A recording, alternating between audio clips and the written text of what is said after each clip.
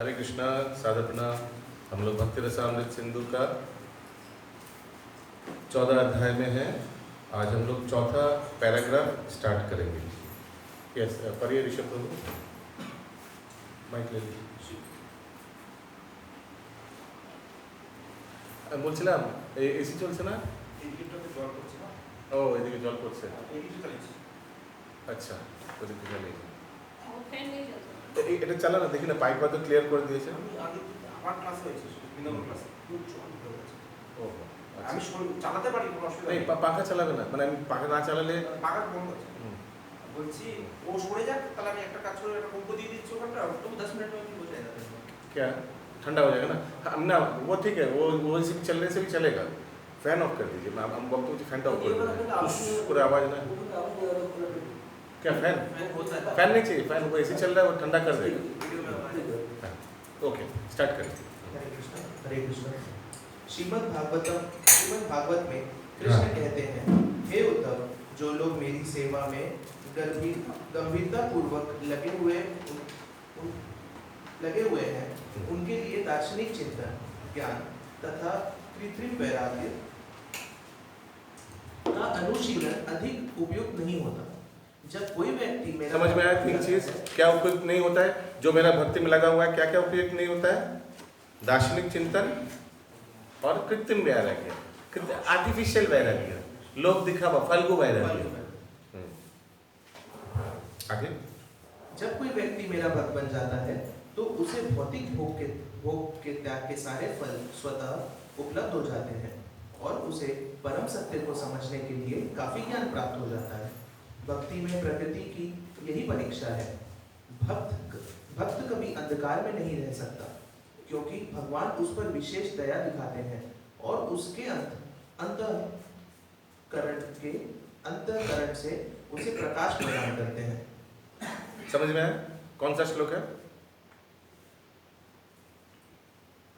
अंतःकरण से प्रकाश करते हैं, अंदर से भगवान प्रकाश करते हैं, ज्ञान दे देता है। सही बोला, पूरा बोलिए।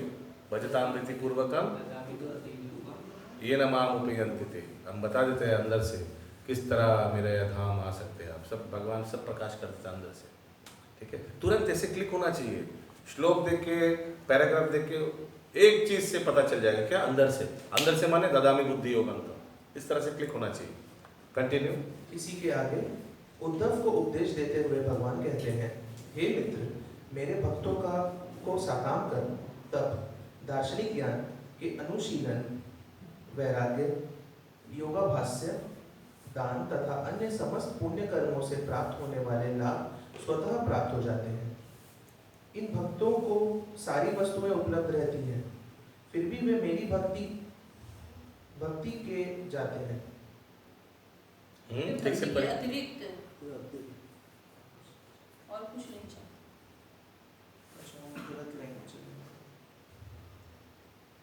और कुछ नहीं चाहते। मेरी भक्ति के अतिरिक्त और कुछ नहीं चाहते। यदि कोई भक्त किसी भौतिक लाभ की यथा स्वर्ग प्राप्ति या कोई आध्यात्मिक लाभ जैसे वैकुंठ की प्राप्ति की इच्छा करता भी है, तो मेरी अहेतु की कृपा से उसकी इच्छाएं सरलता से पूरी हो जाती हैं। वस्तुतः ऐसा व्यक्ति जो कृष्णा भावनामृत विकसित हो जाने पर भी भौतिक भोग के प्रति लिप्त रहता है, प्रामाणिक गुरु के आदेश अनुसार नियमित भक्ति करते रहने पर ऐसी मनोवृत्ति से शीघ्र ही छुटकारा पा लेता है। तत्पश्चात श्री रूप गोस्वामी की संस्तुति है कि मनुष्य को चाहिए कि वह भौतिक इंद्रिय भोग में लिप्त न होकर कृष्ण से संबंधित हर भोग्य वस्तु को ग्राह्य समझे। उदाहरण, एक सेकंड रुक जाइए। You found out? बोला ग्राहक समझे, ग्राह्य का मतलब एक्सेप्टेबल, ग्रहण करने लायक। ग्राह्य समझे। उदाहरण, भोजन करना आवश्यक है और हर व्यक्ति अपनी स्वादेंद्रिय की तुष्टि के लिए सुस्वादु व्यंजन चाहता है। अतएव इस दशा में अपनी जीभ की नहीं अपितु कृष्ण की तुष्टि के लिए कुछ सुस्वादु व्यंजन बनाकर कृष्ण को अर्पित किए जा सकते हैं, तब यह वैराग्य है। व्यंजन बनाए जाए, लेकिन जब तक उन्हें कृष्ण को अर्पित न कर दिया जाए, उन्हें भोजनार्थ ग्रहण नहीं कर किया जाए। ऐसे ठीक से पढ़िए यार, ठीक से नहीं पढ़ रहे, मन कहीं और है। अच्छा से पढ़िए, देख नहीं पा रहे क्या ठीक से? शैडो आ रहा है क्या? नहीं प्रभु। ऐसी किसी भी वस्तु का जो कृष्ण को अर्पित न की गई हो, परित्याग करने का व्रत ही वास्तव में वैराग्य है। ऐसा वैराग्य से ही मनुष्य अपनी इंद्रियों की मांग को पूरा कर सकता है। जैसे एक बार भक्ति सिद्धांत सरस्वती ठाकुर ने आम छोड़ दिया था, क्योंकि वो भगवान को अर्पण नहीं किया गया था और गलती से उन्होंने ले लिया था। हम लोग का केस में होगा तो सब कुछ छोड़ देना पड़ेगा। कितना बार हम लोग बहुत कुछ नहीं अर्पण करके ले लिया है। बट एक महाराज मतलब वही स्टोरी बता रहे थे, तो वही कह रहे थे कि लाइक भक्ति सरस्वती ठाकुर जी वैष्णव थे, तो उन्होंने इंटेलिजेंस यूज करा, तो पक्का आम छोड़ा था पर कच्चा आम खाते थे। हाँ हाँ, कच्चा आम उनको प्रिय भी था, कच्चा आम का चटनी उनको बहुत प्रिय था। हाँ सही। बोला उन्होंने वैष्णव वाला बुद्धि लगाया कि पक्का आम ने छोड़ दिया, कच्चा आम खा। प्रत्येक भौतिक वस्तु से कतराने वाले निर्विशेषवादी भले ही कठोर तप करें, किंतु वे भगवान की सेवा करने के अवसर से वंचित रह जाते हैं। अतएव उनका वैराग्य सिद्धि के लिए पर्याप्त नहीं होता। ऐसा अनेक दृष्टांत मिलते हैं जहाँ भक्ति से रहित इस तरह का कृत्रिम वैराग्य अपनाकर कोई निर्विशेषवादी पुनः नीचे गिर गया और भव कल्मश के प्रति आकृष्ट हो गया। हरे कृष्णा, मेरे को पेन चाहिए। मैंने पेन वापस दिया था क्या? नहीं आगे से नहीं दिया। अच्छा, अपना कैसे दे देना जरूर के प्रभु के पास। अच्छा थैंक यू। ऑक्सीजन नहीं है लग रहा आ जाएगा, थोड़ा एसी चल रहा है, आ जाएगा। एसी चालू हो गया, चल रहा है ना, हवा आ रहा है, आ रहा है, हो जाएगा पूरा ठंडा। थोड़ा टाइम दीजिए, हॉल बड़ा है ना। एग्जॉस्ट फैन भी तो बंद है। एग्जॉस्ट फैन चलाने से वो बाहर फेंक देगा, ये ठंडा हवा को बाहर फेंक देगा। हाँ आज भी ऐसे अनेक बनावटी वैरागी हैं जो कहने को सन्यासी बन जाते हैं और ऊपर ऊपर से यह दावा करते हैं कि आत्म सत्य है और भौतिक जगत मिथ्या है। इस तरह वे भौतिक जगत त्याग का कृत्रिम रूप से दिखावा करते हैं, किंतु भक्ति तक न पहुंच सकने के समझ में आया? ये ब्रह्म शब्द जगत मिथ्या ऐसे प्रचार करता है, कौन मालूम है ना? अच्छा से कौन प्रचार करता है मालूम है? बंगाल में तो बहुत फेमस है। आगे। किंतु भक्ति तक न पहुंच सकने के कारण वे लक्ष्य को प्राप्त नहीं कर पाते हैं। वे पुनः परोपकार तथा राजनीतिक संघर्ष जैसी भौतिक कार्यों में लौट आते हैं।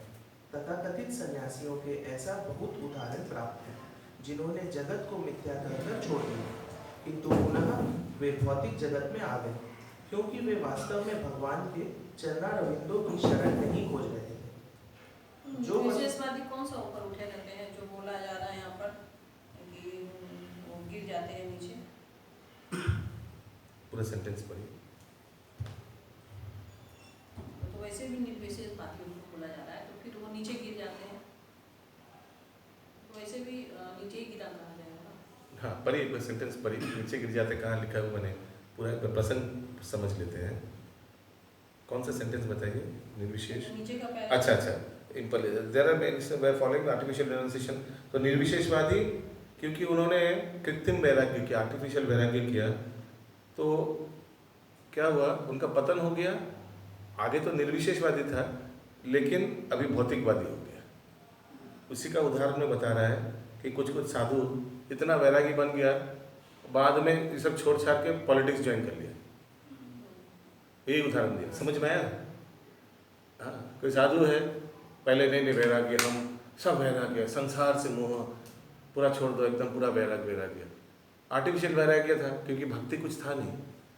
वैराग्य छोड़ना सिर्फ इम्पोर्टेंट, किसी से जोड़ना ज़्यादा इम्पोर्टेंट है भगवान से। वो सब छोड़ दिया लेकिन भगवान से जुड़ा नहीं। कुछ दिन बाद क्या हुआ? वहाँ भी मन नहीं लगा।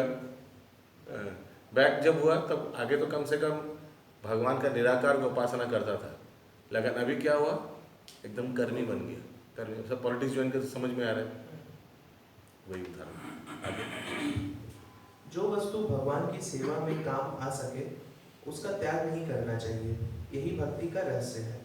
कोई भी वस्तु जो कृष्णा भाव न दे तथा भक्ति को आगे बढ़ाने में काम आ सके उसे स्वीकार कर लेना चाहिए। उदाहरण हम अपने वर्तमान कृष्ण भावनामृत आंदोलन की प्रगति के लिए कई मशीनों का सदुपयोग कर रहे हैं तथा टाइपराइटर बोलकर लिखाने वाली मशीन, टेप रिकॉर्डर, माइक्रोफोन तथा वायुयान। कभी कभी लोग हमें पूछते हैं, यदि आप भौतिक सभ्यता की प्रगति को नकारते हैं तो फिर भौतिक वस्तुओं का उपयोग क्यों करते हैं? लेकिन वास्तविकता तो यह है कि हम नकारते नहीं। हम लोगों को जो कुछ वे कर रहे हैं कृष्ण भावनामृत में करने को कह रहे हैं।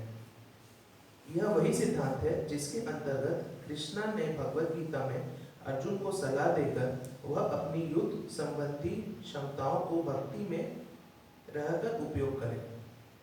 इसी प्रकार हम इन मशीनों का कृष्ण की सेवा के लिए उपयोग कर रहे हैं। समझ में? माम अनुस्मरा युद्धचा। तो भगवान ने अर्जुन को युद्ध नहीं करने का सलाह नहीं दिया, लेकिन क्या सलाह दिया? युद्ध करो मेरे को स्मरण करते हुए। वो ऐसे एक बार आप बोले थे ना, वो क्या फोटो आया था एक कोई मैराथन में ऐसे पैसे को लेके प्रभुपाद बोले हमको मिलता था, हम लेके फिर उसको भगवान की सेवा में लगाते। यस, वही।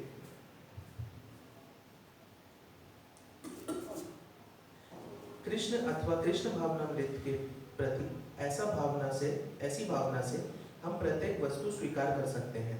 यदि हमारे कृष्ण भावनामृत आंदोलन को अग्रसर करने के लिए टाइपराइटर का उपयोग किया जा सकता है तो हमें इसे अवश्य स्वीकार करना चाहिए। इसी तरह मौखिक लेखन मशीन या अन्य कोई मशीन उपयोग में अवश्य लाई जानी चाहिए। हमारे दर्शन के अनुसार कृष्ण सर्वस्व है, कृष्ण कार्य कारण है और हमारा अपना कुछ भी नहीं है। कृष्ण की वस्तु कृष्ण की सेवा में उपयोग होना ही चाहिए। यही हमारा दर्शन है। किंतु इसका अर्थ ये नहीं है कि हमें भक्ति संपन्न करने के सिद्धांतों का त्याग कर देना चाहिए अथवा भक्ति के लिए नियमित विधि विधानों के पालन की उपेक्षा करनी चाहिए।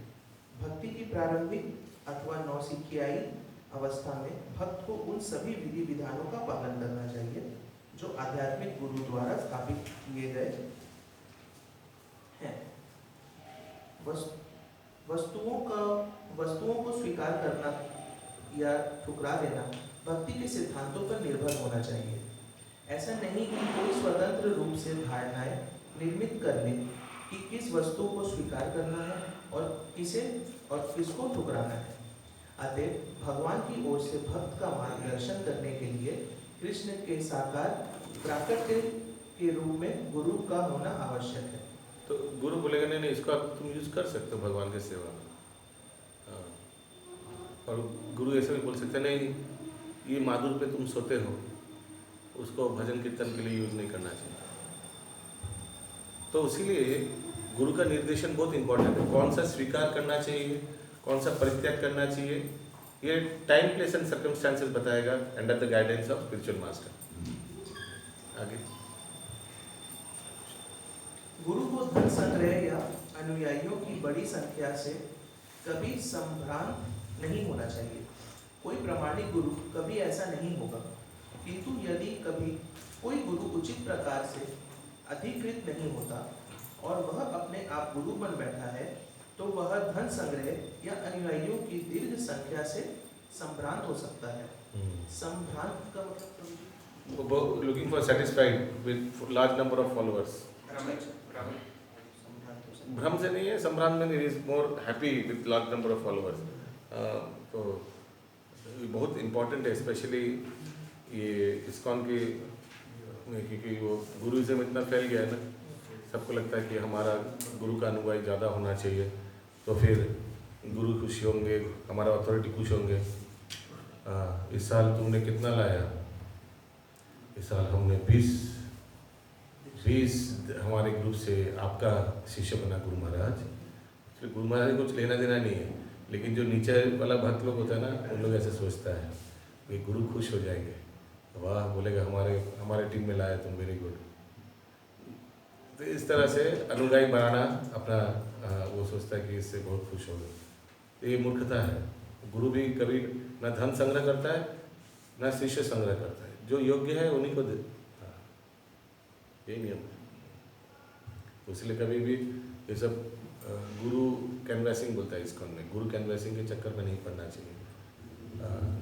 जो एक तो खुद का निर्णय भी स्वेच्छा, बिकॉज चक्षुदान दिलो जी जन्म जन्म प्रभु श्री, गुरुदेव और शिष्य का संपर्क जन्म जन्म का है, तो इसीलिए अपने आप को छोड़ देना चाहिए।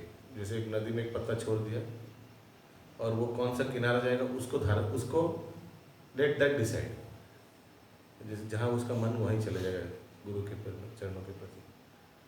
वैसे ही किसी कोई भी दूसरे को भी इन्फ्लुएंस नहीं करना चाहिए, तुम इनसे ले लो, ये मेन है, ये है, ये वो है, एकदम गलत। क्योंकि हो सकता है कि उनका जन्म जन्म पर कोई दूसरा गुरु से उनका नाता है, आप बीच में टांग लगाकर वो नाता को आप फिर क्या होगा, अतृप्त रहता है। बहुत भक्त हैं दीक्षा के बाद बोला हम, लेकिन मेरा मन फलाना महाराज में था, ऐसा एकदम अपराध, बड़ा अपराध, ऐसा कभी नहीं होना चाहिए। अभी क्यों हो रहा है? अभी ऐसा भक्त है हमारा नजर में है, तो पॉइंट इज ऐसा नहीं, अभी वो हम लोग केस पे नहीं जाएंगे, सिद्धांत पे चर्चा करेंगे। ऐसा नहीं होना चाहिए, ऐसा नहीं होना चाहिए, ऐसा नहीं करना चाहिए। खुद के लिए भी एक्चुअली क्या होता है ना, जिसके अंडर में आप शिक्षा ग्रहण करता है, दीक्षा के समय जब आता है ना, तो लगता है कि अगर हमें उनका गुरु महाराज से नहीं लिया तो उनको बुरा लग जाएगा ऐसे लगता है कि उनसे मैंने इतना साल, 2 साल 3 साल क्लास किया, लेकिन मेरा लेकिन वो गुरु महाराज से लेंगे तो इनको बुरा लग जाएगा। तो ठीक है प्रभु, आप जिनको बोलेंगे उन्हीं से ले लेंगे। और इसी का फ़ायदा उठाता है वो बेवकूफ़ स्पिरिचुअल, वो जो सिक्खा गुरु है, नौसखिया इनमेच्योर, उसी का फ़ायदा उठाता है, वेट करता है कब ऐसे बोलेगा, फक करके पकड़ता है ऐसे करके। बहुत नौसखिया इनमेच्योर्ड है। अगर सब एक गुरु महाराज का शिष्य हो जाएगा तो फिर जीबीसी बनाने का क्या दरकार था? ISKCON का कैसे स्ट्रक्चर हो जाएगा सोचिए। जैसे प्रभुपाद चाहते थे, जो मिस्टेक गौरे मठ में हुआ वो यहाँ हो जाएगा। तो जो लोग ISKCON का भलाई चाहते हैं वो कभी ऐसे मूर्खता नहीं करेगा। सोचिए लॉन्ग रन में क्या होगा इसका। एक गुरु महाराज का सब शिष्य, दूसरे गुरु महाराज लोग का कोई शिष्य नहीं है, फिर डोमिनेशन होगा। डोमिनेशन समझते हैं आप? वो सब होता रहेगा, पूरा ISKCON का स्ट्रक्चर को इम्बैलेंस कर देगा। जो लोग ISKCON से प्रेम करता है और प्रभुपाद से प्रेम करता है, ये ISKCON प्रभुपाद का शरीर है, वो ऐसे मूर्खता कभी नहीं करने देगा। ओके, संबंध देखना चाहिए अपने किसी को भक्त में लेके आना चाहिए, लेकिन क्या कौन सा गुरु है ये नहीं, पूरा स्टैंडर्ड स्ट्रक्चर बोलना चाहिए। ये है नियम, आप निर्णय कीजिए। मैं 2-4 लेक्चर दे देता हूँ अलग अलग गुरुओं का, आप निर्णय कीजिए, ऐसे बोलकर छोड़ देना चाहिए। और बार बार वो तो नया भक्त है ना, नहीं तो बता दीजिए ना किन से लेना है। अरे आप जिनको बताएंगे मैं उन्हीं से ले लूँगा, बोलिए ना प्लीज़ प्लीज़ बोलिए ना, ऐसे बोलेगा। क्योंकि वो दीक्षा लेने के लिए छटपट कर रहा है, उनको इतना मालूम नहीं है कि गुरुदेव सिलेक्शन बहुत इंपॉर्टेंट है, वो उतना मालूम नहीं है उनको। वो तो नया है, आप तो नया नहीं है। एकदम क्लियर। कोई भी सर्व लीडर ऐसा कर रहा है तो मेंबर को भी सतर्क रहना चाहिए और ज़्यादा पत्ता नहीं देना चाहिए सब। हालांकि ऐसा भी नहीं कि कोई, लेकिन वो अपना काम करते रहे। गुरु निर्णय केस ऐसा बताया, थोड़ा बता, तो जो माता जी नहीं पर्टिकुलर केस में मत जाइए, क्या नहीं जा रहा। तो फिर अभी क्या बोला था बीच में, हम दूसरा गुरु महाराज से दीक्षा लेना चाहिए, ऐसे बात कर रहा था। आप कैसे यूजुअली जो पहले से धोखा खा चुका है ना, उसका मन में ऐसे घूमते रहेगा आजीवन, वो ऐसे करते रहेगा। मन हार्ट चला गया कहीं और शरीर चला गया कहीं, वो आजीवन ऐसे करते रहेगा। हाँ आगे। उसकी भक्ति उच्च स्तरीय नहीं हो सकती। यदि कोई मनुष्य ऐसी उपलब्धियों से संभ्रांत हो जाता है तो उसकी भक्ति मंद पड़ जाती है। अतः भक्त को गुरु परंपरा के सिद्धांतों का कड़ाई से पालन करना चाहिए। कृष्ण भावना भावित व्यक्ति को स्वभावतः शुद्ध होने के कारण मन अथवा कर्म की किसी अन्य विशुद्धकरण प्रक्रिया को विकसित करने की आवश्यकता नहीं होती। कृष्ण भावनामृत में उच्च पद को प्राप्त होने से वह पहले से समस्त सद्गुणों से युक्त होता है और योग विधि के बतलाए गए नियमों का पालन करता है। समझ में आया ना? तो अलग से कोई प्रक्रिया को करने का कोई दरकार नहीं है। सोचिए कोई कृष्ण भावनामृत में आया तो क्या उनका दरकार है एंगर मैनेजमेंट क्लास ज्वाइन करने के लिए? नहीं प्रभु, मेरे को बहुत गुस्सा आता है, मैं एक कोर्स करूँगा बाहर, ब्रिटिश कोई एक इंस्टीट्यूट में एंगर मैनेजमेंट काउंसिल कोर्स है, दरकार है क्या? सब सद्गुण ऐसे ही आ जाएगा, भगवान का नाम जप कीजिए, 16 माला जप कीजिए, ऐसे ही शांत हो जाएगा मन, गुस्सा कम हो जाएगा। भक्तों का संग में आएंगे तो ऑटोमेटिक। यस, ऐसे नियमों का पालन भक्त स्वतः करते हैं। इसका एक प्रत्यक्ष उदाहरण अहिंसा का गुण है, जो सद्गुण माना जाता है। भक्त स्वभाव से अहिंसक होता है, अतएव उसे अलग से अहिंसा का अभ्यास नहीं करना चाहिए। भक्तों का संगत में रहिए, ऐसे ही आप वेजिटेरियन बन जाएंगे, तब वो सब खाने का इच्छा नहीं करेगा। आगे कुछ लोग शाकाहारी आंदोलन में सम्मिलित होकर शुद्धि चाहते हैं, किंतु भक्त तो स्वतः शाकाहारी होते हैं। उसे इस दिशा में न तो अलग से कुछ करना होता है, न ही शाकाहारियों की समिति में सम्मिलित होना पड़ता है, वह स्वतः शाकाहारी होता है। ऐसे अन्य भी अनेक दृष्टांत हैं जिनसे देखा जाता है कि भक्त को कृष्ण भावनामृत के अतिरिक्त किसी अन्य अभ्यास की आवश्यकता नहीं होती। उसमें देवताओं के सारे सद्गुण स्वतः विकसित हुए रहते हैं। जो लोग जानबूझकर शाकाहारी या अहिंसक बनने का अभ्यास करते हैं, वे भले ही भौतिक दृष्टि में सद्गुणों से युक्त हों, किंतु ये गुण उन्हें भक्त बनाने के लिए पर्याप्त नहीं होते। शाकाहारी व्यक्ति का अहिंसक व्यक्ति भक्त भी हो, शाकाहारी व्यक्ति का अहिंसक व्यक्ति भक्त भी हो, यह आवश्यक नहीं, किंतु भक्त स्वतः शाकाहारी तथा अहिंसक दोनों होता है। अतः हम इस निष्कर्ष पर पहुंचते हैं कि शाकाहार या अहिंसा भक्ति के कारण स्वरूप नहीं है। So all vegetarian are not necessarily devotees, but all devotees are vegetarian. Next पढ़िए पंकज प्रभु। हरे कृष्णा। इस संबंध में स्कंद पुराण में एक कहानी अच्छा, आती है। स्लोली पढ़िए, स्लो एकदम स्पीड आधा कर दीजिए। जिसमें नारद मुनि के उपदेश से एक बहेलिया महान भक्त बन गया। जब वह बहेलिया पूर्ण भक्त बन गया तो वह एक चींटी तक को मारने के लिए तैयार नहीं था। नारद मुनि के मित्र पर्वत मुनि ने जब भक्ति के कारण बहेलिये के इस आश्चर्यजनक परिवर्तन को देखा तो उसने कहा, हे बहेलिये, मुझे तुम्हारे द्वारा एक चींटी का भी वध करने की अनिच्छा विस्मित नहीं करती।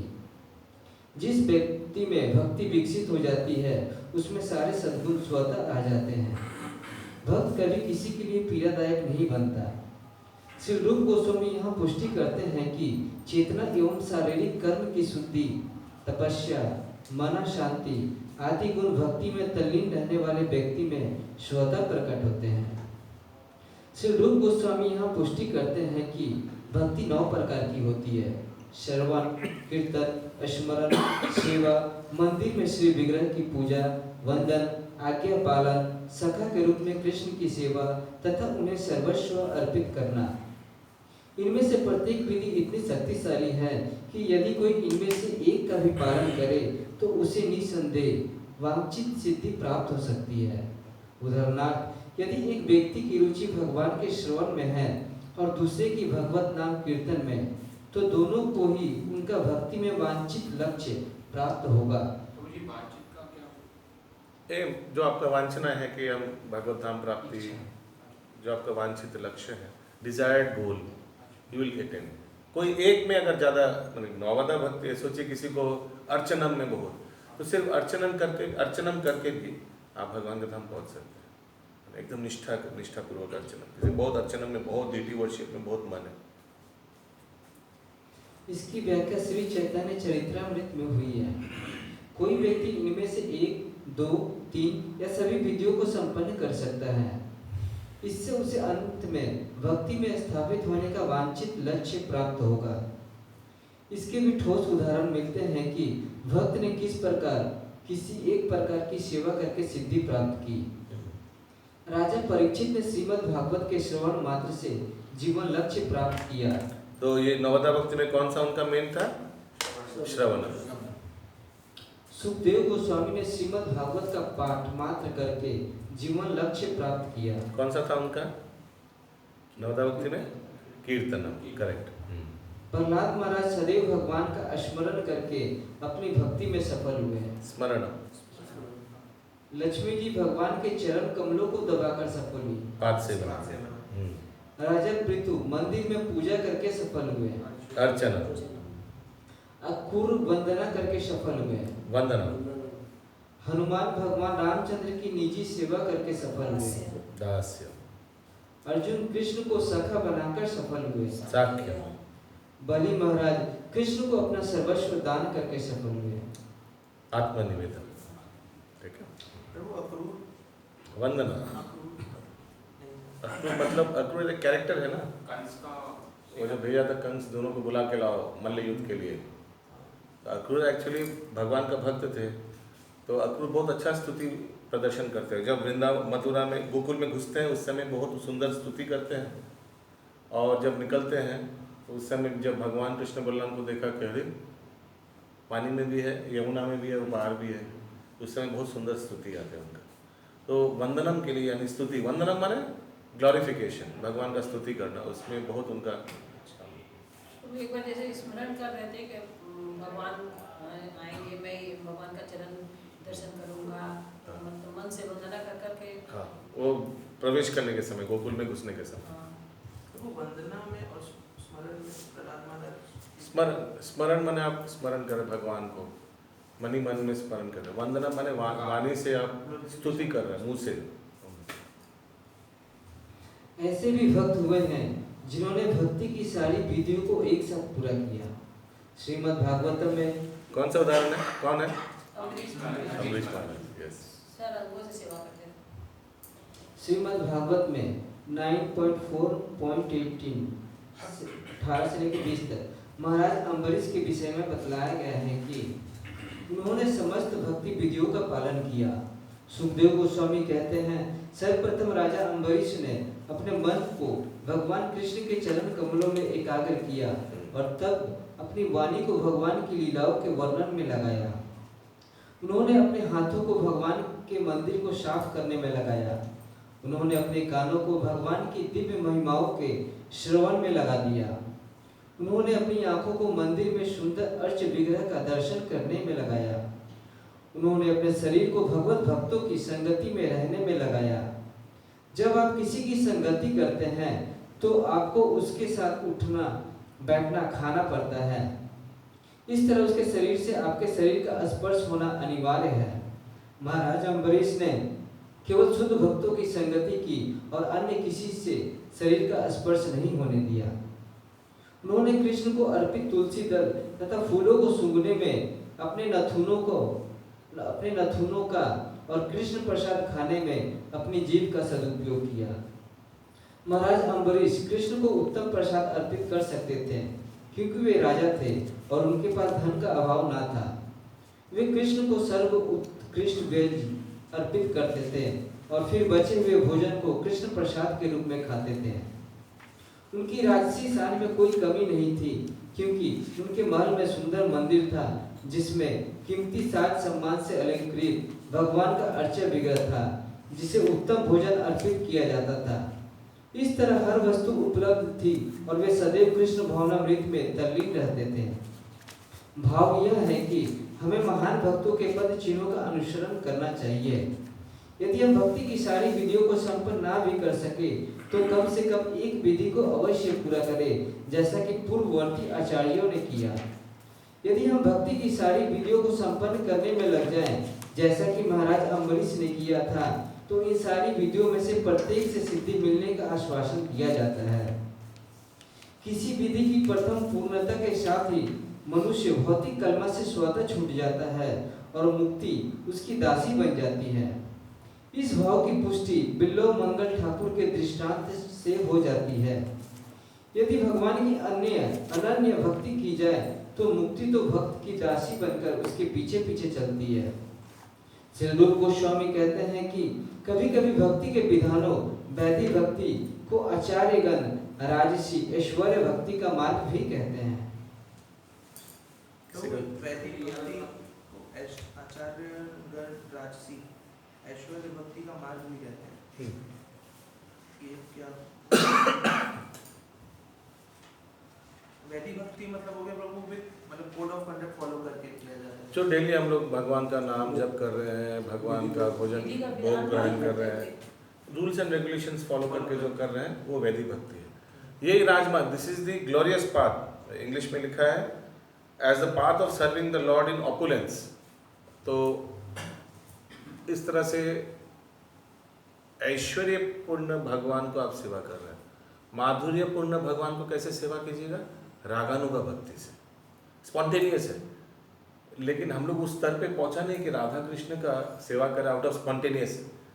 जैसे गौर किशोरदास बाबू जी महाराज भगवान विग्रह को नहलाने के लिए वो ऐसे करके पकड़ते राधा कृष्ण को, गंगा में ऐसे करके नहला लो।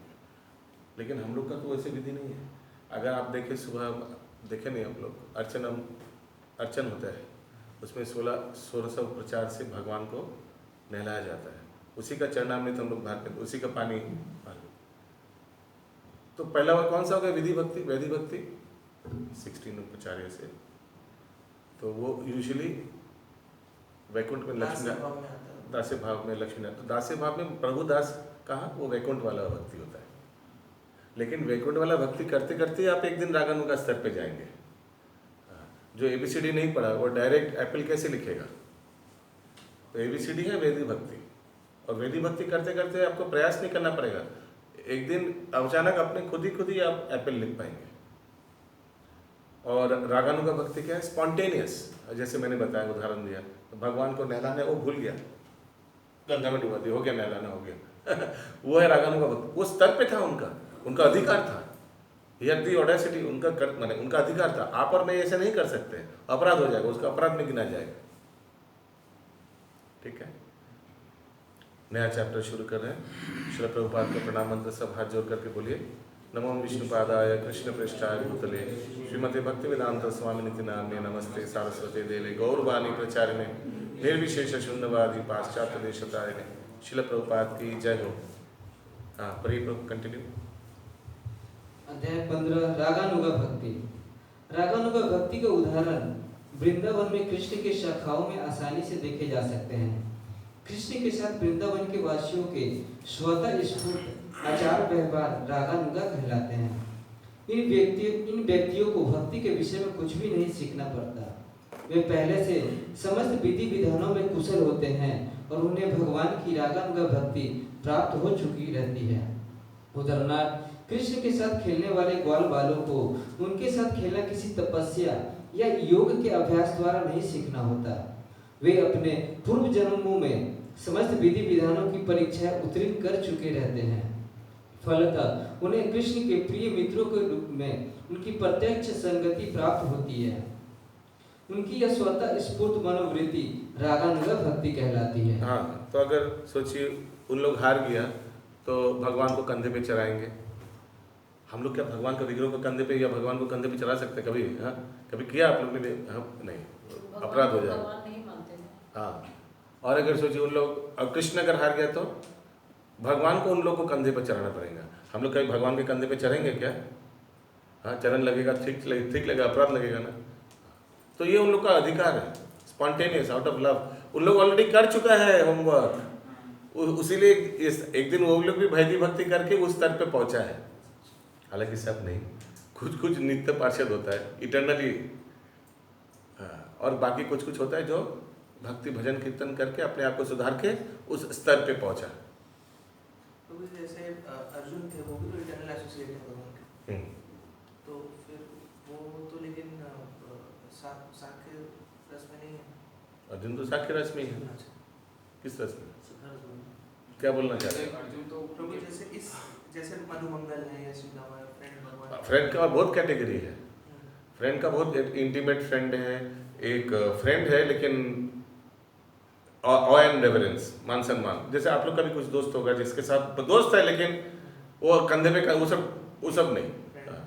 और क्या हिंदी में बोलते हैं, लंगोटिया फ्रेंड। हाँ, वो उसके साथ तो आप माने एकदम अब यू बिकम योर चाइल्ड, वो चाइल्ड चीज़ बाहर आ जाता है। हाँ, तो फ्रेंड का, उसे भगवान का भी बहुत अलग अलग कैटेगरी का फ्रेंड है। भगवान का अलग अलग कैटेगरी का गोपियाँ हैं, लवर्स भी अलग अलग कैटेगरी का है। हाँ, ठीक है, आगे। श्री रूप गोस्वामी ने रागानुगा भक्ति की परिभाषा किसी वस्तु के चिंतन में तल्लीन रहते हुए प्रेम की तीव्र इच्छा से युक्त होकर उस वस्तु के लिए स्वतः स्फूर्त आकर्षण के रूप में की है। स्वतः स्फूर्त प्रेम की ऐसी भावना से संपन्न भक्ति रागानुगा भक्ति कहलाती है। रागानुगा भक्ति के दो प्रकार हो सकते हैं, एक तो इंद्रिय आकर्षण और दूसरा संबंध रूपा। इस संदर्भ में श्रीमद् भागवतम में 7.1.30 युधिष्ठिर के प्रति नारद मुनि के कथन का उल्लेख किया जा सकता है, जहां नारद कहते हैं, हे राजन, ऐसे अनेक भक्त हैं जो अपनी इंद्रिय तृप्ति के लिए भगवान से ईर्ष्या या भय के कारण या उनका प्रेम युक्त सानिध्य चाहने के कारण भगवान के प्रति पहले आकृष्ट होते हैं।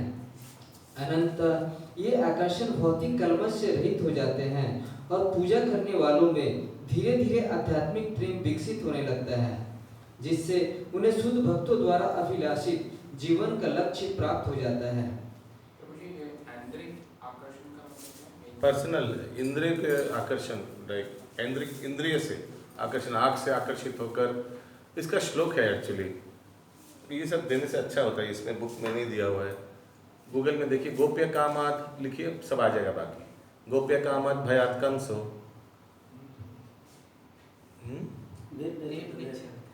और नेट में भी प्रॉब्लम है। गोप्य कामाद किस तरह से अलग अलग प्रकार के भक्त भगवान को प्राप्त किया, कोई डर से, कोई कामना से। भयात कंसो, भयात BHAYAD कंस, हाँ बस, बाकी आ जाना चाहिए। अलग अलग व्यक्ति किस तरह से अलग अलग भावना से भगवान को प्राप्त किए। आया, थोड़ा टाइम लेगा, नेटवर्क थोड़ा लो। और प्रभु जी यहाँ पे जो दूसरा दिया संबंध रूपा, मतलब उनसे रिलेशन, जैसे फ्रेंड का संबंध रूपा में आता है, पांडव आता है, उन लोग रिश्तेदार थे भगवान का। वही श्लोक में सब कुछ क्लियर है। वो अक्रूर भी थे ना कोई रिश्तेदार। हाँ, आगे। इंद्रिय आकर्षण के कारण रागानुगा प्रेम का उदाहरण गोपियों को माना जा सकता है। गोपियां तरुणियां हैं। तो दो प्रकार का रागानुगा है, एक क्या इंद्रिय, सेंसुअल इंग्लिश में लिखा है, आउट ऑफ सेंसेस। तो गोपियां भी आकर्षित है भगवान से। वो कौन सा कैटेगरी में? सेंसुअल वाला, आकर्षित वाला है। और दूसरा क्या कैटेगरी है? संबंध।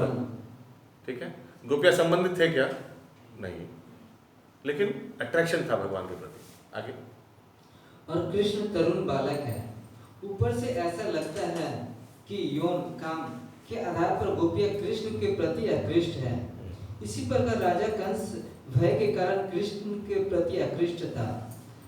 कंस कृष्ण से सदैव भयभीत रहता था, क्योंकि यह भविष्यवाणी हो चुकी थी कि उसका भांजा कृष्ण उसका वध करेगा। शिशुपाल भी सदैव कृष्ण से ईर्ष्या करता था। यदुकुल के सारे लोग कृष्ण से पारिवारिक संबंध के कारण उन्हें अपने कुल का सदस्य मानते थे। ये विविध प्रकार के भक्त विभिन्न प्रकार से कृष्ण के प्रति स्वतः स्फूर्त आकर्षण रखते थे, अतः उन्हें जीवन का एक सा वांछित फल प्राप्त होता है। हरे कृष्ण।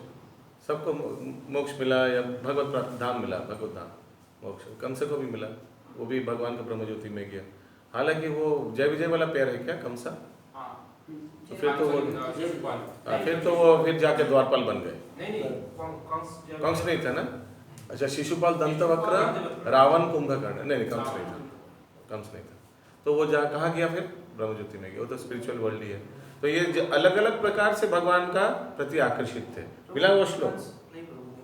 अरे 7 नंबर मिल गया प्रभु।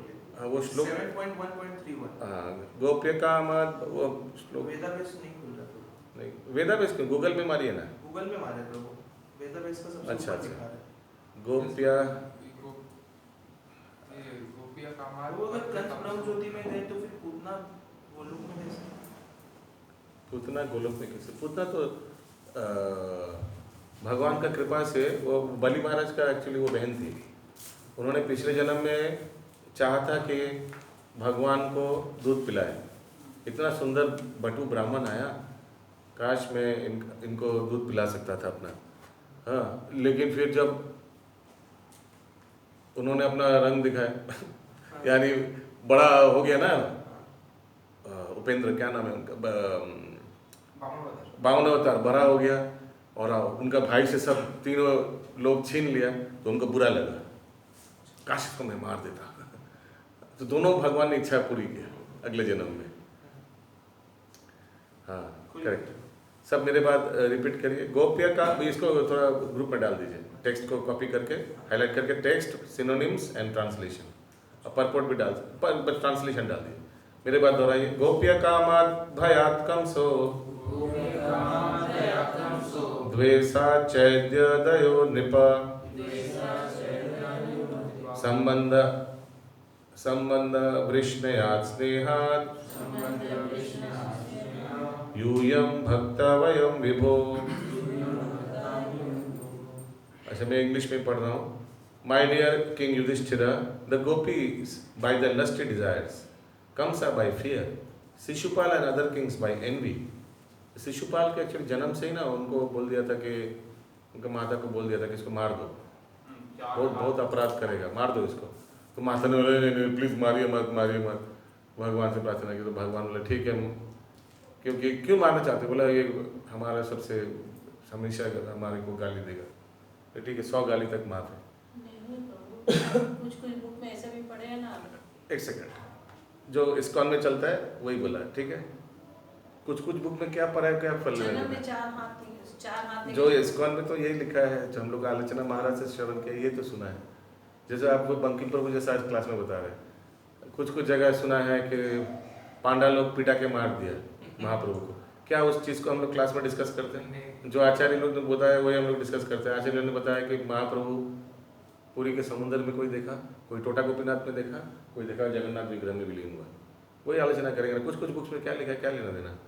तो यही है कि शिशुपाल को फिर उन्होंने 100 गाली, 99 हो गया था 100 में, फिर उनका सुदर्शन जब वो कब हुआ 100 वाला कब गाली दिया, जब अश्वमेध यज्ञ हो रहा था युधिष्ठिर महाराज का।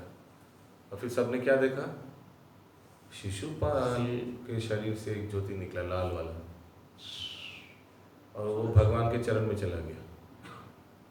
और फिर इससे बहुत बड़ा कथा शुरू होता है। ऐसा कैसे ये इतना पापी और भगवान में कैसे विलीन हो गया? कौन पूछता है? युधिष्ठिर महाराज। किन से पूछता है? नारद मुनि से। फिर नारद मुनि पूरा घटना बताता है जो वैकुंठ के द्वार में हुआ था। क्या हुआ था? 4 कुमार ने श्राप दे दिया था जय विजय को, फिर ये शिशुपाल बन गया। पूरा स्टोरी बताता है। आगे बहुत चीज़ पढ़ना है और 1 घंटा हाथ में है। हरे कृष्ण। बोलिए।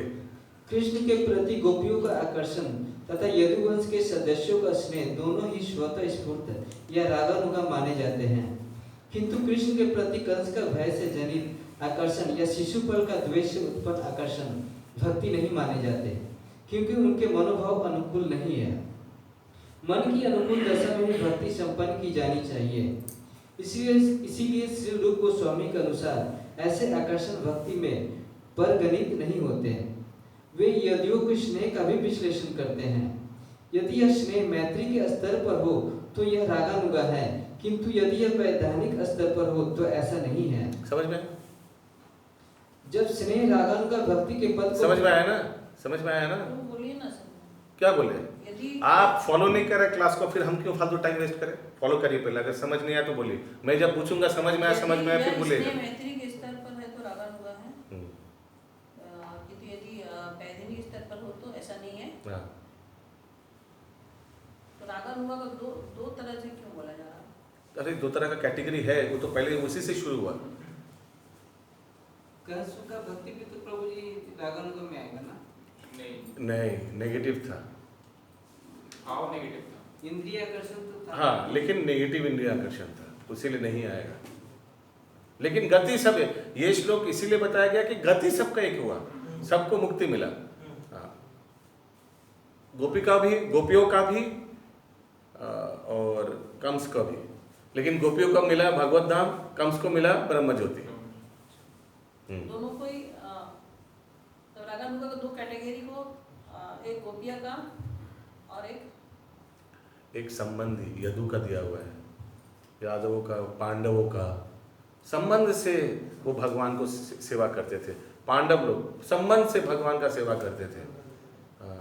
द्रौपदी एक बार भगवान क्या कुछ प्रैक्टिस करते करते अचानक हाथ कट गया था, तुरंत द्रौपदी ने अपने आंचल का सारी पल्लू को फाड़ के तुरंत उसको पट्टी बांध दी। सुदर्शन चक्र जो चला हाँ? उसने हाथ काटा था ना। हाँ शिशुपाल के युग में मिले थे ना। उस समय? जब मारने जा रहे थे सुदर्शन चक्र उसने हाथ में शिशुपाल। तो ये क्या, ये स्पॉन्टेनियस लव है। और तो भगवान ने भी बोला था ये कपड़ा जो तुमने दिया ना इसका भी मैं ऋण चुकाऊंगा। और किस तरह से सोचिए, छोटा दिया और क्या चुकाया भगवान ने। तो ये द्रौपदी का भगवान के प्रति वो आकर्षण नहीं था जो उसे गोपी लोग का था। समझ रहे आप? ये दो प्रकार का राग अनुगा है, यही तो बताया है स्टार्टिंग में। मन देकर पढ़िए सब समझ में आएगा, नहीं तो बोलिएगा, बोल दीजिए ना, क्या पूछने में क्या फर्क पड़ता है, खर्चा क्या है, और एक बार बोल दीजिए क्या है। सुनिए आस्ते आस्ते धैर्य से, बहुत समझ में आएगा। और इसको आस्ते आस्ते पढ़िए, नहीं तो पकड़ नहीं पाएगा। हाँ क्या? हाँ तो काम वासना था उनको भगवान के प्रति, लेकिन वो काम वासना भौतिक जगत वाला काम, भौतिक जगत वाला नहीं था। दूसरी बात है, इन लोग का अधिकार था। इन लोग एक एक ने बहुत भजन कीर्तन किया पूर्व जन्म में, ऐसे ही गोपी नहीं बन गया। भौतिक जगत में कोई दूसरे के प्रति काम वासना क्या, पूर्व जन्म में कोई कुछ नहीं था, ऐसे ही काम वासना। लेकिन आध्यात्मिक जगत में इन लोग का जो भगवान के प्रति आकर्षण है, इसके पीछे एक एक गोपी का पीछे कितना बैकग्राउंड स्टोरी होगा, क्या क्या नहीं किया होगा उन लोग ने। पति के रूप में पाना चाहती थी? नहीं, पति के रूप में कभी पाना नहीं चाहते थे, लवर के रूप में पाना चाहते थे। इसीलिए कभी भी देखिएगा जो चीर है जो श्रीमती राधा रानी का मांग में कभी सिंदूर नहीं है। भगवान के सामने जो भगवान के विग्रह के साथ जो राधा रानी है, उनके मांग में कभी सिंदूर नहीं है। मांग में सिंदूर होने से फिर वो परक या रस आस्वादन नहीं हो पाएगा, लव इन सेपरेशन, फिर तो या लव इन यूनियन हो गया। वस्त्रहरण जब हुआ, आप हमको सिर्फ भ्रमित करेंगे और क्लास का समय लीजिएगा, आगे पढ़िए, एक एक करके टॉपिक लाएंगे, उसके बारे में मैं 10 ठो बोलूंगा, फिर चला जाएगा समय, और फिर सबको 10 बजे तक बैठा के रखेंगे। पढ़िए पढ़िए पढ़िए। यह समझने में कठिनाई हो सकती है कि गोपियों तथा कंस दोनों का एक ही लक्ष्य प्राप्त हुआ, जबकि कंस तथा शिशुपाल के मनोभाव गोपियों से सर्वथा भिन्न थे। अतएव इस बात को ठीक से समझना होगा। यद्यपि इन सबों का केंद्र बिंदु भगवान है और सभी भक्तों को वैकुंठ प्राप्त होता है, किंतु फिर भी इन दोनों प्रकार के जीवों में अंतर है। श्रीमद् भागवत के प्रथम स्कंद में कहा गया है कि परम सत्य एक है और वही निराकार ब्रह्म परमात्मा तथा भगवान के रूप में प्रकट होता है। यही एक आध्यात्मिक अंतर है। यद्यपि ब्रह्म परमात्मा और भगवान एक ही परम सत्य है, किंतु कंस या शिशुपाल जैसे भक्तों को केवल ब्रह्म तेज ही प्राप्त हो सका, उन्हें परमात्मा या भगवान का साक्षात्कार नहीं हुआ। यही अंतर है। यहाँ पर सूर्य के गोले तथा सूर्य प्रकाश। एक सेकंड, शिशुपाल को भी दिया ना इसमें? लिस्ट में शिशुपाल नहीं देना है। शिशुपाल तो जय विजय बन गया। फिर हो सकता है कि कुछ देर के लिए ब्रह्मज्योति गया होगा, कुछ देर के लिए गया होगा। हाँ, जगह मदय का वो हम लोग का आचार्य लोग बोलते हैं, लेकिन शास्त्र में नहीं दिया हुआ। आगे आगे। यहाँ पर सूर्य के गोले तथा सूर्य प्रकाश का दृष्टांत प्रस्तुत किया जा सकता है। सूर्य प्रकाश में रहने का अर्थ यह नहीं होता कि कोई व्यक्ति सूर्य के गोले तक जा चुका है। सूर्य के गोले का ताप सूर्य प्रकाश धूप के ताप से भिन्न है। जो व्यक्ति जेट विमानों या अंतरिक्ष यानों में बैठकर सूर्य प्रकाश से गुजरे हैं, वे सूर्य के गोले तक पहुंचे हो यह आवश्यक नहीं। तो कंस ब्रह्मज्योति तक पहुंचे, लेकिन गोलोक वृंदावन तक नहीं पहुंचे। इसी तरह से समझ में आया दोनों का एनालॉजी? आगे।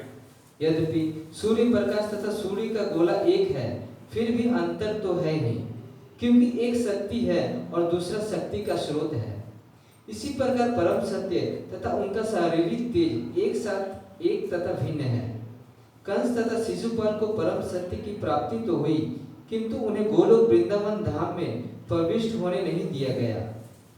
निर्विशेषवादियों तथा भगवान के शत्रुओं को ईश्वर के प्रति आकर्षण के कारण भगवत राज्य में प्रवेश करने की अनुमति तो दी जाती है, किंतु उन्हें वैकुंठ लोक या भगवान के गोलोक वृंदावन में प्रविष्ट होने नहीं दिया जाता। राज्य में तथा राजा के महल में प्रवेश करना एक जैसा नहीं होता। श्री रूप गोस्वामी निर्विशेषवादियों तथा सगुणवादियों की पृथक पृथक उपलब्धियों को बतलाना चाहते हैं। सामान्यतः जो लोग निर्विशेषवादी हैं और भगवान के प्रति शत्रु भाव रखते हैं, यदि वे आध्यात्मिक सिद्धि प्राप्त कर लेते हैं तो उन्हें केवल निराकार ब्रह्म तक ही पहुंचने दिया जाता है। निर्विशेषवादी विचारक एक प्रकार से भगवान के शत्रुवत है, क्योंकि भगवान के कट्टर शत्रुओं तथा निर्विशेषवादियों दोनों को ब्रह्म ज्योति में ही प्रवेश होने दिया जाता है। समझ में आया? मैं उदाहरण दिया था कि जेल में 2 प्रकार का लोग रहता है, एक पढ़े लिखे वाले जो बड़ा स्कैम किया, और एक जो छोटा चिन्नी हाँ जो जो मतलब हाँ तो पॉकेट मार दोनों ही रहता है। तो जो बड़ा वाला स्कैम वाला वो कौन है? निर्विशेषवादी, वो भी ब्रह्म ज्योति, वो भी जेल में जाता है। और जो छोटा छोटा पॉकेट मार वो किसके साथ तुलना किया गया है? जो भगवान के विरुद्ध में युद्ध करता है, जैसे महाभारत में भी कौरवों का पक्ष जो लिया था सब, वो भी ब्रह्म ज्योति मिला। तो दोनों का मिलन होता है कहाँ? ब्रह्म ज्योति में। दोनों एक दूसरे को, मैं पढ़े लिखे, तू कैसे आ गया इधर? हरे कृष्ण। आगे इसलिए यह समझा जाता है कि दोनों एक ही श्रेणी में आते हैं, और वास्तव में निर्विशेषवादी ईश्वर के शत्रु होते हैं, क्योंकि वे ईश्वर के अद्वितीय ऐश्वर्य को फूटी आंखों भी नहीं देख सकते। वे देखा ना आपने कितना ईश्वर का शत्रु होता है? एक एक के बाद मंदिर तोड़ते गया वृंदावन में इन लोग ने, निर्विशेषवादी। तो ईश्वर का शत्रु ही है, साकार रूप को एकदम तोड़ देगा, मंदिर को भी तोड़ देगा, विग्रह को भी तोड़ देगा। आगे वे अपनों को भगवान के ही समकक्ष रखने का प्रयास करते हैं। यह उनके द्वेष भाव के कारण है। श्री चैतन्य महाप्रभु ने इन निर्विशेषवादियों को ईश्वर का अपराधी घोषित किया है। मायावादी कृष्ण और अपराधी। किंतु भगवान इतने दयालु हैं कि वे अपने इन शत्रुओं को भी आध्यात्मिक जगत में आने और निर्विशेष ब्रह्म ज्योति में रहते रहने की अनुमति प्रदान करते हैं। तो मत पूछे कि किस तरह से दयालु हुआ, उधर ब्रह्म ज्योति में रख दिया तो किस तरह से दयालु हुआ भगवान। इससे अच्छा जरेगत में भेज देता, कम से कम पिटाई का के भक्त तो बनता है ना। ब्रह्म ज्योति में करोड़ों साल वहीं बैठा रहा। आगे कभी कभी कोई निर्विशेषवादी अपने को क्रमशः भगवान के सविशेष भाव तक ऊपर उठा सकता है। इसकी पुष्टि भगवत गीता में हुई है। जो वास्तव में ज्ञानी है वह अनेक जन्म मरणों के बाद मेरी शरण में आता है। ऐसी शरणागति से निर्विशेषवादी वैकुंठ लोक को जा सकता है, जहाँ शरणागत जीव के तौर पर उसे भगवान जैसा शारीरिक सारूप्य प्राप्त होता है। ब्रह्मांड पुराण में कहा गया है, जिन लोगों की भौतिक कलमश से मुक्ति हो चुकी है, जो असुर है और जिनका वध भगवान द्वारा हुआ होता है, वे ब्रह्म भाव में तल्लीन होकर ब्रह्म ज्योति के आकाश में वास करते हैं। वही चीज अलग अलग बुक्स में क्या दिया हुआ है, एक ही चीज फिर दोहरा रहा है प्रभुपाद। यह आध्यात्मिक आकाश भौतिक आकाश से बहुत आगे है। इसकी पुष्टि भगवत गीता द्वारा भी होती है। नेक्स्ट वाला टॉपिक पे आइए।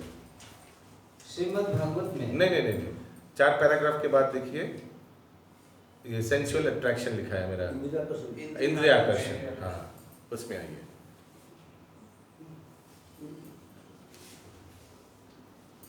तो 2 प्रकार का रागनों का भक्ति रहता है। अभी जनरल स्टडी हुआ, अभी पहला वाला कैटेगरी के बारे में डिटेल स्टडी होगा। पहला वाला कैटेगरी क्या है? इंद्रिय आकर्षण। भगवान की सेवा की यह उत्कट इच्छा व्रज की दिव्य भूमि में प्रकट होती है, और वह भी विशेषकर गोपियों में। कृष्ण के लिए गोपियों का प्रेम इतना उच्च है कि कभी कभी हमें समझाने के लिए इसे काम वासना के रूप में बतलाया जाता है। श्री चैतन्य चरित्रामृत के लेखक कविराज कृष्णदास ने काम वासना तथा सेवा भाव के अंतर को इस प्रकार प्रकट किया है। हाँ, लिखिए फटाफट, पेन निकालिए और लिखिए। आत्म इंद्रिय प्रीति वांछा,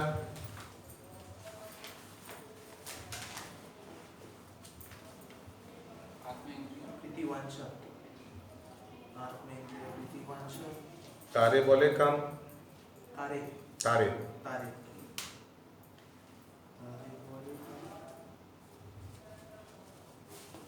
कृष्ण इंद्रिय प्रीति वांछा।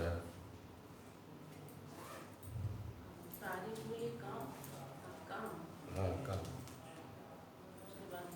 कृष्ण इंद्रिय प्रीति वांछा।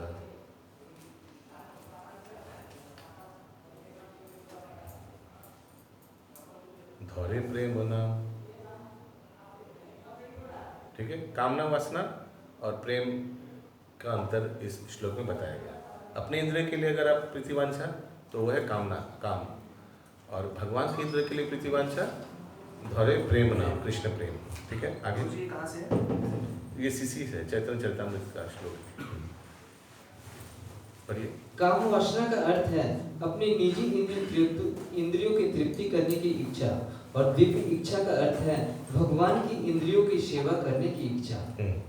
भौतिक जगत में प्रेमी द्वारा अपनी प्रेमिका की इंद्रियों को तृप्त करने की इच्छा जैसी कोई वस्तु नहीं है। वस्तुतः भौतिक जगत में प्रत्येक व्यक्ति अपनी ही इंद्रियों की तृप्ति चाहता है, किंतु गोपियां थी कि वे भगवान की इंद्रियों की तृप्ति करने के अतिरिक्त और कुछ भी नहीं चाहती थी। भौतिक जगत में इस तरह का कोई दृष्टांत नहीं मिलता, इसलिए विद्वान जन कभी कभी कृष्ण के प्रति गोपियों के भावात्मक प्रेम को भौतिक जगत की काम वासना जैसा वर्णन करते हैं, किंतु ऐसे शाब्दिक अर्थ को ग्रहण नहीं करना चाहिए। यह तो दिव्य स्थिति को समझाने के प्रयास की एक विधि है। उद्धव जैसे महान भक्त भगवान के परम प्रिय मित्र हैं और वे सभी गोपियों के पद चिन्हों का अनुसरण करने की कामना करते हैं। अतएव कृष्ण के प्रति गोपियों का प्रेम निश्चय ही भौतिक काम वासना नहीं है, अन्यथा उद्धव क्यों उनके चरण चिन्हों पर चलना चाहते हैं? उद्धव ने जब एक बार भगवान ने भेजा था वृंदावन देख के आओ कैसे उन लोग हैं, तो उद्धव ने वापस आकर यही अभिलाष किया था कि मैं वृंदावन के गुल्म लता बन जाऊं, बनकर मैं गोपियों को फॉलो करूं और गोपियों का प्रेम कृष्ण के प्रति क्या है वो फॉलो करूं, गुल्म लता बन जाऊं, ऐसा उन्होंने अनुभव किया। क्योंकि उनको पता चला कि इतना श्रेष्ठ है गोपियों का प्रेम। उद्धव ने उन लोग से वार्तालाप किया था, गोपियों से, राधा रानी, श्रीमती राधा रानी से, फिर उन्होंने ये निष्कर्ष किया। यस। दूसरा दृष्टांत स्वयं चैतन्य महाप्रभु का है। संन्यास स्वीकार कर लेने के बाद वे स्त्रियों के तो पहला वाला दृष्टांत किसका दिया इस उदाहरण में? गोपियों का। अभी सेकंड उदाहरण दे रहा है महाप्रभु। महाप्रभु भी देखिए। संन्यास स्वीकार कर लेने के बाद वे स्त्रियों के सानिध्य से दूर रहते थे, तो भी उन्होंने यह शिक्षा दी कि गोपियों ने जिस विधि से कृष्ण की पूजा की उससे बढ़कर कोई अन्य विधि नहीं है। इस तरह श्री चैतन्य महाप्रभु तक ने काम वासना से प्रेरित गोपियों द्वारा कृष्ण की पूजा विधि की अत्यंत प्रशंसा की है। इसका यही अर्थ हुआ कि यद्यपि कृष्ण के प्रति गोपियों का आकर्षण काममय प्रतीत होता है, किंतु यह रंच मात्र भी भौतिक नहीं है। दिव्य भक्त को प्राप्त हुए बिना कृष्ण एवं गोपियों के संबंध को समझ पाना अत्यंत कठिन है, चूंकि यह तरुण तथा तरुणियों के सामान्य व्यवहार सा प्रतीत होता है। इसीलिए कभी कभी इस भौतिक जगत का सामान्य काम व्यापार समझ लिया जाता है। दुर्भाग्यवश जो लोग कृष्ण तथा गोपियों के प्रेम व्यापार की दिव्य प्रकृति को नहीं समझ पाते, कृष्ण गोपी प्रेम व्यापार को संसारी व्यापार मान बैठते हैं। इसलिए कभी कभी वे आधुनिक शैली में उनके अत्यंत कामुक चित्र बनाते हैं। दूसरी ओर कुब्जा की काम वासना को विद्वान जन प्राय काम वासना कहकर वर्णन करते हैं। कुब्जा कुबड़ी थी और कृष्ण के प्रेम में भाव विहल रहती थी, किंतु कृष्ण के लिए उसकी आकांक्षा प्राय संसारी थी। अतएव उसके प्रेम की तुलना गोपियों के प्रेम से नहीं की जा सकती।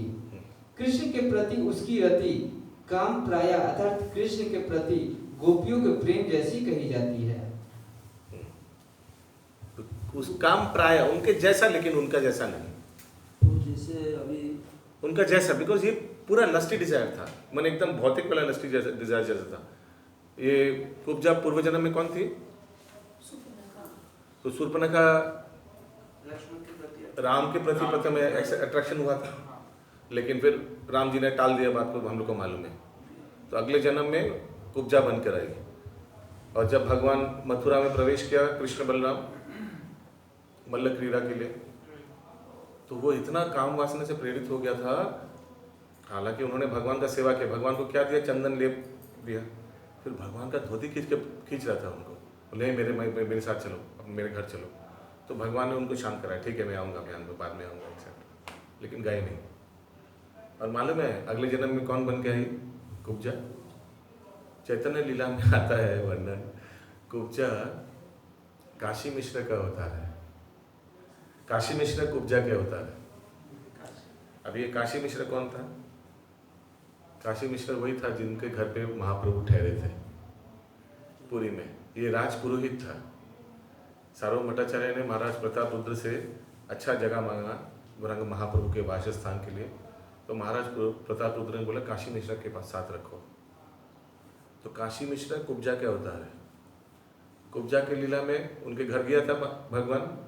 नहीं गया था, लेकिन उसका अभिलाष था कि भगवान उनके घर जाए। अगले जन्म में यानी कलयुग में जब गौरांग महाप्रभु आए तो काशी मिश्रा के घर पर ही ठहरे। क्या कनेक्शन है ये मेरे को पता चला, वो हु इज हु इन चैतन्य लीला में।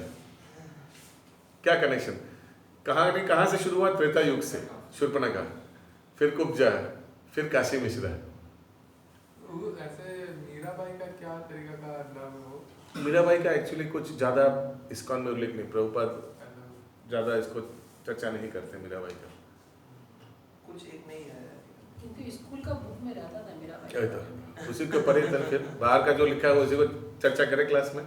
जो इस्कॉन और इस्कॉन के आचार्य ने दिया वही हम लोग करेंगे ना, है ना? आपके और भी कुछ हमको लगा 2-4 संस्था से जुड़े हुए हैं, आपको लगा 2-4 संस्था से जुड़े हुए हैं, इनको थोड़ा फॉलो करना पड़ेगा। तो ये वजह से हाँ, ये हम लोग को यह सुन रहा, आपसे वो सुन रहे, जान रहा वो भी कौन था, क्या था, नहीं था, भगवान क्या संबंध था। लेकिन दुनिया वाला तो उल्टा से जिससे हो रहा, क्या लेना देना? वही दुनिया वाले से क्या लेना देना? दुनिया में बहुत कुछ बोलता है, वो थोड़ी चर्चा करेंगे क्लास में। हम लोग समझाता है ऐसे क्या आप लोग क्या प्रभु बाहर में ऐसे बोलता है तो क्या बोलिएगा? चुपचाप हंस के चले जाइए और क्या बोलिएगा? प्रभु जी बाहर में बोलता है कि वही मैं उदाहरण देना, चैतन्य महाप्रभु को सब पांडा लोग पिटा के मार दिया। बंगाल में प्रसिद्ध है ये भी, जो मैं बोल रहा हूँ। हमको कितना बार लोग बोला ऐ दारा तुम्हारे महाप्रभु के तो हमें सुने चाहिए पांडारा पीटिए मेरे दिए। क्या उत्तर दें इन लोगों को? इज इट वर्थ रास्ते में खड़ा होकर इन लोग के साथ तर्क या झगड़ा करना? चुपचाप हरे कृष्णा बोल के निकल जाइए। और क्या है, बाहर के लोग बहुत कुछ बोलेगा, क्या वो हम लोग भक्ति शास्त्री क्लास में डिस्कस करेंगे? Is it worth? या जो आचार्य ने बोला, कविराज गोस्वामी, रूपा गोस्वामी जो बोला, वो चर्चा करेंगे। नया अध्याय फिर से हाथ जोड़कर प्रभुपाद जी का आशीर्वाद लीजिए। नमो विष्णुपदाय कृष्ण पृष्ठाय भूतले श्रीमति भक्ति विधान स्वामी नामने नमस्ते सारस्वती देवी गौरवाणी प्रचारिणे निर्विशेष शून्यवादी पाश्चात्य देशताय शील प्रभुपाद की जय। हाँ, कुछ जगह दरकार होता है थोड़ा आर्गुमेंट देना। कब आप आर्गुमेंट व्यक्ति से कब तर्क करिएगा? जब सामने वाला आपको लगे कि पढ़े लिखे हैं, हम जो बोलेंगे अगर अच्छा से समझा पाए तो सामने वाला स्वीकार करेगा। ऐसे कुछ लोग होता है ना, होता है। अब अगर if you can break their logic they will accept your logic, ऐसे लोग होता है, ठीक है। पर बाकी लोग, मैक्सिमम लोग होता है सिर्फ बोलता है बोलने के लिए, वो लोग जवाब देने के लिए बोलता है, समझने के लिए नहीं। कोई है किसी को मिल गया मुर्गी सुबह तो हाँ, तो लोग हमारे हाथ में अभी भी ऑफिस जाने में 1 घंटा बाकी है, थोड़ा आज तो नहीं करेंगे। बाहर के लोग बहुत कुछ बोलता है, इसीलिए हम लोग कहाँ हैं? इस्कॉन में है। इस्कॉन में है तो इस्कॉन से सुनेंगे, इस्कॉन से निकाल देंगे। हरे कृष्ण। यस, पढ़िए नेक्स्ट। रागानुराग भक्ति क्रमशः संबंध रूपा भक्ति। नंद महाराज तथा माता यशोदा जैसे वृंदावन के वासियों के भाव में आदि भगवान कृष्ण के पिता तथा माता होने के आदर्श दिव्य भावना पाई जाती है। तथ्य तो यह है कि ना तो कोई कृष्ण का पिता हो सकता है ना उनकी माता, किंतु भक्त में ऐसी दिव्य भावना का होना कृष्ण के प्रति वात्सल्य संबंध कहलाता है। वृषणगण द्वारका में रहने वाले कृष्ण के संबंधी भी ऐसा ही अनुभव करते थे। हरे कृष्ण। तो अभी दूसरा वाला रागानुगा भक्ति के बारे में बोला जा रहा है, ठीक है। पहले वाला क्या था? आकर्षण, आउट ऑफ अट्रैक्शन। अभी आउट ऑफ रिलेशन। तो रिलेशन में क्या क्या उदाहरण दिया? पहला माता पिता का, दूसरे संबंधियों वृष्णि का। भगवान ने वृष्णि वंश में जन्म लिया, वृष्णियों का संबंध दिया। इस तरह कृष्ण कुल से संबंधित द्वारका के तथा वृंदावन दोनों के निवासियों में कृष्ण के प्रति स्वतः स्फुरित राग वात्सल्य संबंध में पाया जाता है। वृष्णियों तथा वृंदावन वासियों द्वारा प्रदर्शित कृष्ण के प्रति रागमय प्रेम उनमें नित्य विद्यमान रहता है। वैदिक भक्ति में इस प्रेम के विषय में तर्क वितर्क करने की आवश्यकता नहीं है, क्योंकि आगे चलकर उन्नत अवस्था में ये अपने आप विकसित हो जाता है। रागानुगा भक्ति के एक सेकंड पढ़िए, अभी लास्ट वाला सेंटेंस जो पढ़ा फिर से पढ़िए। वैदिक भक्ति में इस प्रेम के विषय में तर्क वितर्क करने की आवश्यकता नहीं है, क्योंकि आगे चलकर उन्नत अवस्था में ये अपने आप विकसित हो जाता है। हाँ, तो इसीलिए नहीं हम लोग विधि क्यों हैं, रागानुगा क्यों नहीं कर रहे हैं, हमको स्पॉन्टेनियस करना है, हमको भगवान का अरे वो करना है, वो ऐसे ही आ जाएगा। हाँ, विधि तो इसीलिए तर्क वितर्क नहीं करना है इसमें। इसी चीज़ का फायदा उठाता है राधा कुंड वाले महाराज लोग। वहाँ का बहुत अपसंप्रदाय है व्यक्ति, वो लोग बोले अरे तुम लोग क्या इस्कॉन में डेली चैंटिंग करते हो, डेली मंगल आरती करते हो, एक ही चीज़, व्हाट्स रॉन्ग विथ यू, आओ मैं तुम लोग को सिद्धि प्रणाली देता हूँ, तुम कौन सा भगवान के धाम में क्या सेवा करते हो मैं बता देता हूँ। हो सकता है वो तुम्हारा बुक डिस्ट्रीब्यूशन सेवा से मैचिंग ना हो। हाँ, आप अभी बुक डिस्ट्रीब्यूशन कर रहे हैं लेकिन भगवान के धाम में तो आप सिर्फ चामर हिलाते हैं। हाँ, तो बोले हाँ रियली, हाँ तो मैं क्या बुक डिस्ट्रीब्यूशन कर रहा हूँ, वही करें फिर जो मैं वहाँ करता हूँ।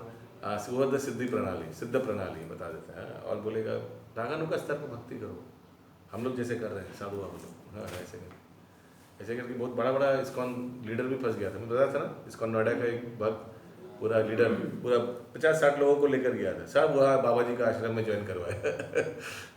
ऐसे लोग सोचेगा कि क्या डेली में सचमुच तो श्रील प्रभुपाद ने हम लोग को विधि भक्ति दिया, वैदिक भक्ति दिया, रागानुगा भक्ति के बारे में कुछ बताया नहीं।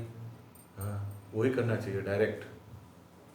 तो मायापुर से प्रभु जी थे, वो अपनी वाइफ को लेकर ऐसे ऊपर ही बड़ा वाले किचन में आए थे प्रसाद लेने, तो मुझे देखा थे ऐसे प्रसाद सेवा कर रहे थे। तो उनसे मेरा थोड़ा, क्योंकि धामवासी थे उनको प्रणाम किया, उनके बगल में बैठे हैं, थोड़ा पूछे तो उनको पता चला आप जो बोले अभी उससे मैं ऐसे ही बात बोल रहे थे। यस, आगे। रागानुगा भक्ति की पात्रता। ऐसे व्यक्ति जो ऋषियों तथा वृंदावन वासियों जैसे कृष्ण के नित्य भक्तों के पद चिन्हों का अनुसरण करना चाहते हैं, वे रागानुगा भक्त कहलाते हैं, जिसका अर्थ ये होता है कि वे उन भक्तों की सी सिद्धि पाने के लिए प्रयत्नशील रहते हैं। ये रागानुगा भक्ति वैदिक भक्ति का कड़ाई से पालन नहीं करते, अपितु वे नंद या यशोदा जैसे किसी नित्य भक्त के प्रति अपनी रागमयी प्रकृति के कारण आकृष्ट होते हैं। तो एक बार ये थोड़ा बताइए, ये रागानुगा भक्ति वैदिक भक्ति का कड़ाई से पालन नहीं करते हैं।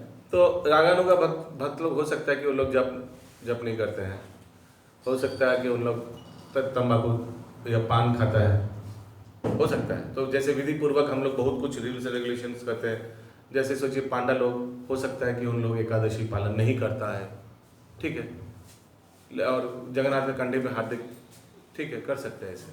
तो आप बोलेंगे छी छी छी ये क्या कर जगन्नाथ के कंधे पे, अरे भाई वो लोग उस स्तर पे है। हो सकता है कि उन लोग भगवान को मारुआ वस्त्र पहनाते हैं, आप बोले गए शास्त्र में लिखा है मारुआ वस्त्र नहीं पहनाना चाहिए जगन्नाथ को। मारुआ वस्त्र समझ रहा, मार दिया वस्त्र, मार देता ना, जैसे नया धोती खरीदा आपने, वो क्या बोलता है, हाँ फैना माने भातेर मार, है ना। हाँ, तो ये सब, लेकिन उन लोग को वो शोभा देता है, ठीक है। तो हम लोग विधि पूर्वक करते हैं, हम लोग विधि पूर्वक। हाँ, तो हम लोग को जो हम लोग लाइक सोल्जर्स इन आर्मी, उन लोग लाइक मुक्त पुरुष उस स्तर पे हम लोग वैसे कर सकता है। क्लियर, आगे। वैदिक भक्ति का कड़ाई से पालन नहीं करते हैं, अपितु वे नंद या यशोदा जैसे किसी नित्य भक्त के प्रति अपनी राग में प्रकृति के कारण आकृष्ट हो जाते हैं और उनके चरण चिन्हों पर त्वरित चलने का प्रयास करते हैं। हाँ, तो उन लोग भी भगवान को गोपाल रूप में लालन पालन किया, तो वात्सल्य वो ओरिजिनल वात्सल्य है। हाँ, लेकिन हम लोग वो वात्सल्य दिखाने के लिए गोपाल खरीद के अपने साथ सुलाया, वो तो गलत हो जाएगा। हाँ, भगवान गोपाल को अपने ही बेड में सुलाया, नहीं, यशोदा माँ भी कृष्ण को अपने साथ ही सुलाते थे, नहीं, उस स्तर पे आप है क्या, नहीं है ना। तो विधि भक्ति पालन करिए विधि पूर्वक। हाँ, करते हैं, तो बाहर वाले करते हैं तो बहुत कुछ। फिर वही एग्जाम्पल, बाहर वाले क्या करते तब आश्चर्य क्यों हो जा रहे हैं। नहीं करना चाहिए, नहीं करना चाहिए। और बाहर में बहुत जन टॉवल लेके जाते हैं, ट्रेन में बैठा के लेके वो अच्छा है, वो अच्छा है, ट्रेन में ऐसा वो अच्छा है। भगवान को घर में बंद करके गोपाल को रखने से अच्छा है अपने साथ लेके जाओ। हाँ, प्रभु जी लोगों का क्वेश्चन क्या करेंगे फिर, घर में रख के जाएंगे तो फिर ना क्या कोई है? ले जाना चाहिए ना। अच्छा है, लेकिन फिर ले जाने में आपको सतर्कता पालन करना पड़ेगा। हाँ, ट्रेन में आप वॉशरूम जा रहे हैं 2000 बार, हाँ, हाँ, तो आपका शरीर अपवित्र हो रहा है। हाँ, तो दूसरा जो भक्त रखता है उसको देके जाना चाहिए। बहुत कुछ कर सकते हैं। वही my point is, if you can take up the responsibility nicely, take it up. तो वो ये भी गलत हुआ क्या, जैसे जैसे मेरे ये भी गलत होगा क्या? प्रश्न पर पूछने के आगे आपने अपना राय दे दी। पूछ लेते हैं कि यह गलत है या सही है, मैं आपको बताना हाँ। है ये चीज़। तो जैसे एक कमरे में एसी चल रहा है, एक कमरे में नहीं चल रहा है, तो जैसे कि भगवान को वहाँ उठा कर अगर रख देते हैं कहीं अच्छी जगह पर, तो वो क्या वो भी गलत बोला जाएगा? मतलब जहाँ भगवान का मंदिर है वहाँ एसी नहीं चल रहा है, एक कमरे में एसी चल रहा है, तो भगवान को उठाकर एसी वाले कमरे में जब रख दिए गोपाल को, तो क्या वो गलत हुआ? डिपेंड करता है, एसी वाले कमरे में क्या बेड है क्या? आप लोग सोते हैं क्या? नहीं, बेड में नहीं। माय पॉइंट इज, हाँ, लेकिन वो बेडरूम है, हाँ, मंदिर नहीं है। हाँ। हमको समझ में आ गया क्या बोलना चाह रहे हैं, तो वो तो ठीक नहीं है। तो गर्मी लगे नहीं, वहाँ एसी लगा लीजिए। अरे हाँ, भगवान को बेडरूम में लाना नहीं चाहिए। हम देखते हैं बहुत, सत्य बात बता रहा हूँ, बहुत भक्त लोग घर में साधु लोग आता है, कहाँ बैठाएंगे गृहस्थ अपने बेड में। प्रभु बसे जाना बेड है, वो बेड में बैठना अलाउड नहीं है, बोलना भी नहीं चाहिए। आप चेयर में बैठाइए। नहीं बसे जाना किच्छु হবে না পরিষ্কার আছে। अरे क्या भी उत्तर दे, साधु लोग का बेड में बैठा रहे, बैठाना नहीं चाहिए। भगवान का बेडरूम में रखेंगे, रखना नहीं चाहिए। बेडरूम में अभी बोलिएगा, अभी अगला प्रश्न आएगा, और तो कोई रूम नहीं है तो क्या करें? तो इसीलिए ये सब डिटेल में जाना अच्छा नहीं है। हम लोग तत्व पे आलोचना करेंगे। डिटेल में जाएंगे तो बहुत स्टैंडर्ड हाई करने का कोई लिमिट नहीं है। जिनके घर में एक ही रूम है, वही बेडरूम है, वही ड्राइंग रूम है, वही सब रूम है, तो उसमें क्या करिएगा? उसमें देखिएगा कोई कोना में, एक छोटा कोना में ऑल्टर है, कुछ कर नहीं सकते वैसे। यस, आगे। उनमें किसी भक्त विशेष जैसा बनने की आकांक्षा का क्रमिक विकास होता है, और ये क्रिया रागानुगा कहलाती है। किंतु हमें यह सदैव स्मरण रखना चाहिए कि व्रज वृंदावन वासियों के चरण चिन्हों पर चलने की यह उत्सुकता तब तक संभव नहीं है जब तक मनुष्य भौतिक कलमश से मुक्त ना हो। वैदिक भक्ति के सिद्धांतों का पालन करते समय एक अवस्था आती है जिसे अनर्थ निर्वृत्ति कहते हैं, जिसका अर्थ है समस्त भौतिक कलमश का लोभ। कि कभी कभी कोई व्यक्ति ऐसे भक्ति में प्रेम का अनुकरण करता है, किंतु वास्तव में वह अनर्थों अर्थात अवांछित आदतों से मुक्त नहीं हुआ होता है। ऐसा देखा गया है कि तथाकथित भक्त अपने को नंद, यशोदा तथा गोपियों का अनुयायी तो घोषित करता है, किंतु साथ ही सांसारिक यौन वृत्ति के प्रति उसका कृत्सित आकर्षण प्रकट होता रहता है। तो उस स्तर पे पहुंचा नहीं, लेकिन उस तक एक्टिंग करता है। दिव्य प्रेम का ऐसा प्राकट्य मात्र नकल होता है जो निरर्थक है। जब कोई गोपियों के प्रेममय सिद्धांतों की ओर सचमुच प्रवृत्त आकर्षित होता है, तो उसके चरित्र में सांसारिक कलमश का लेश भी ढूंढने को नहीं मिलता। अतएव प्रारंभ में हर व्यक्ति को चाहिए कि शास्त्रों तथा गुरु के आदेशों के अनुसार वैदिक भक्ति का दृढ़ता से पालन करे। भौतिक कलमश से मुक्ति प्राप्त करने के पश्चात ही वृंदावन के भक्तों के चरण चिन्हों पर चलने की आकांक्षा करनी चाहिए। ये इसकी इतना बड़ा प्रॉब्लम हो गया था कोविड के समय कि परम पूज्य भक्ति चारू स्वामी गुरु महाराज उनका आखिरी 1 साल उन्होंने मंदिर जाकर इसी के ऊपर प्रवचन दिया। एक बहुत फेमस YouTube लेक्चर है उनका, Srila Prabhupada position in ISKCON. महाराज चौपाटी के मंदिर में, यहाँ मायापुर में, सब जगह दिया, क्योंकि ये बहुत लोगों का कंप्लेंट होने लगा 2018-19 में कि श्रील प्रभुपाद हम लोग को रागानुगा भक्ति नहीं दिया। बहुत लोगों का प्रॉब्लम हुई, बहुत ऊपर लेवल तक ये बात चर्चा होने लगा। तो फिर महाराज ने अलग अलग मंदिरों जाकर ये क्लैरिफाई किया, नहीं ऐसा नहीं है। फिर श्रील प्रभुपाद का जो पोजीशन है वो क्लैरिफाई किया, और श्रील प्रभुपाद ने किस तरह से हम लोग को विधि पूर्वक भक्ति करते करते रागानुग स्तर में पहुँचेंगे वो बताया। कोई ABCD नहीं सिखाएगा आपको, डायरेक्ट एप्पल सिखाएंगे और आपको उसमें क्या गड़बड़ हो सकता है बहुत अच्छा से सुनिएगा अगर हो सके तो। श्रील प्रभुपाद पोजीशन इन ISKCON, ये लेक्चर का नाम है YouTube में। यस, आगे।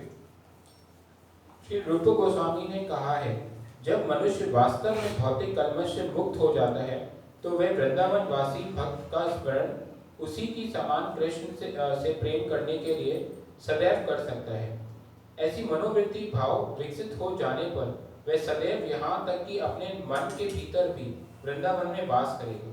तात्पर्य यह है कि यदि संभव हो तो मनुष्य को सशरीर व्रज भूमि अर्थात वृंदावन में रहना चाहिए और व्रज धाम के भक्तों का अनुसरण करते हुए सदैव भगवान की सेवा में रत होना चाहिए। किंतु यदि सशरीर वृंदावन में रह पाना संभव ना हो पाए तो कहीं भी उस स्थिति में रहते होने का पर ध्यान दिया जा सकता है। वह चाहे जहाँ भी रहे उसे व्रज धाम के जीवन के विषय में तथा भगवत भक्ति में लगे विषय के पद चिन्हों का अनुसरण करने के विषय में सदैव सोच विचार करना चाहिए, चाहे वो वृंदावन में रहे कहीं भी रहे। जो भक्त वास्तव में कृष्ण भावनामृत में आगे बढ़ चुका है और भक्ति में निरंतर तल्लीन रहता हो, उसे चाहिए कि वह सिद्धि प्राप्त कर लेने पर भी अपने को प्रकट ना करे। भाव ऐसा नहीं प्रकट करे, हमको रागानुगा स्तर पे मैं आ गया रागानुगा स्तर पे, मेरा स्पॉन्टेनियस अभी होता है भगवान के साथ भक्ति, ऐसे प्रकट नहीं करना चाहिए। भाव ये है कि एक्चुअली जो रागानुगा स्तर पे है उनको ये लगता है कि वो रागानुगा स्तर पे, क्या दूर की बात, विधि स्तर पे भी नहीं है ना। जब तक वह सशरीर वहाँ रहे तब तक उसे नव दीक्षित की भांति आचरण करना चाहिए। यहाँ तक कि शुद्ध भक्त तक को भी वैदिक भक्ति के क्रियाकलाप करने चाहिए। किंतु जब उसे भगवान के साथ अपने वास्तविक संबंध की अनुभूति हो जाए तो वह भगवान के किसी भक्त विशेष के मार्गदर्शन में वैदिक सेवा करते हुए अपने भीतर भगवान का चिंतन कर सकता है और उस भक्त विशेष का अनुसरण करते हुए दिव्य भावों को विकसित कर सकता है। हाँ, अभी एक नया चीज हम लोग ने सीखा इस पैराग्राफ में कि कोई एक वृंदावन के भक्त का उनके अनुसरण करते हुए उनके गाइडेंस में रहकर भजन कीर्तन करना चाहिए। इसको बोलता है रागात्मिका भक्ति। रागात्मिक वो आगे आएगा, ठीक है। तो पहले विधि, फिर रागानुगा स्तर पे आ जाने के बाद रागात्मिका भक्ति, ब्रांच में एक कोई पर्टिकुलर भक्त का अनुगामी होकर भजन कीर्तन करना, उसको रागात्मिका भक्ति बोलता है। कोई पर्टिकुलर एक व्यक्ति का। और वैदिक भक्ति ये बाबा ABCD एप्पल जानने के बाद विधि भक्ति तो वैदिक भक्ति तो वही है, विधि जैसे हम लोग करते हैं। पूर्वक जो पालन करना। हाँ, इतना बोलने के बाद सीता कौन है? वैदिक भक्ति तो आगे। इस संदर्भ में हमें तथाकथित सिद्ध प्राणी से सतर्क रहना चाहिए। सिद्ध प्रणाली यानी हमारा भगवान के धाम में क्या ओरिजिनल आइडेंटिटी, जैसे मैं बताया कि हो सकता है कोई बुक डिस्ट्रीब्यूटर इधर है लेकिन भगवान के धाम में हो सकता है कि उनका सेवा है भगवान के सामने चावल, ठीक है, वो है सिद्ध प्रणाली और original identity in the spiritual world. आगे। सिद्ध प्रणाली उन लोगों द्वारा अपनाई जाती है जो विशेष अधिकारी नहीं हैं और जिन्होंने भक्ति का अपना ही मार्ग बना रखा है। वे ये कल्पना करते हैं कि अपने को भगवान का पार्षद सोचने मात्र से वे उनके पार्षद बन गए हैं। ये ब्रह्मा आचरण विधि विधानों के अनुकूल नहीं है।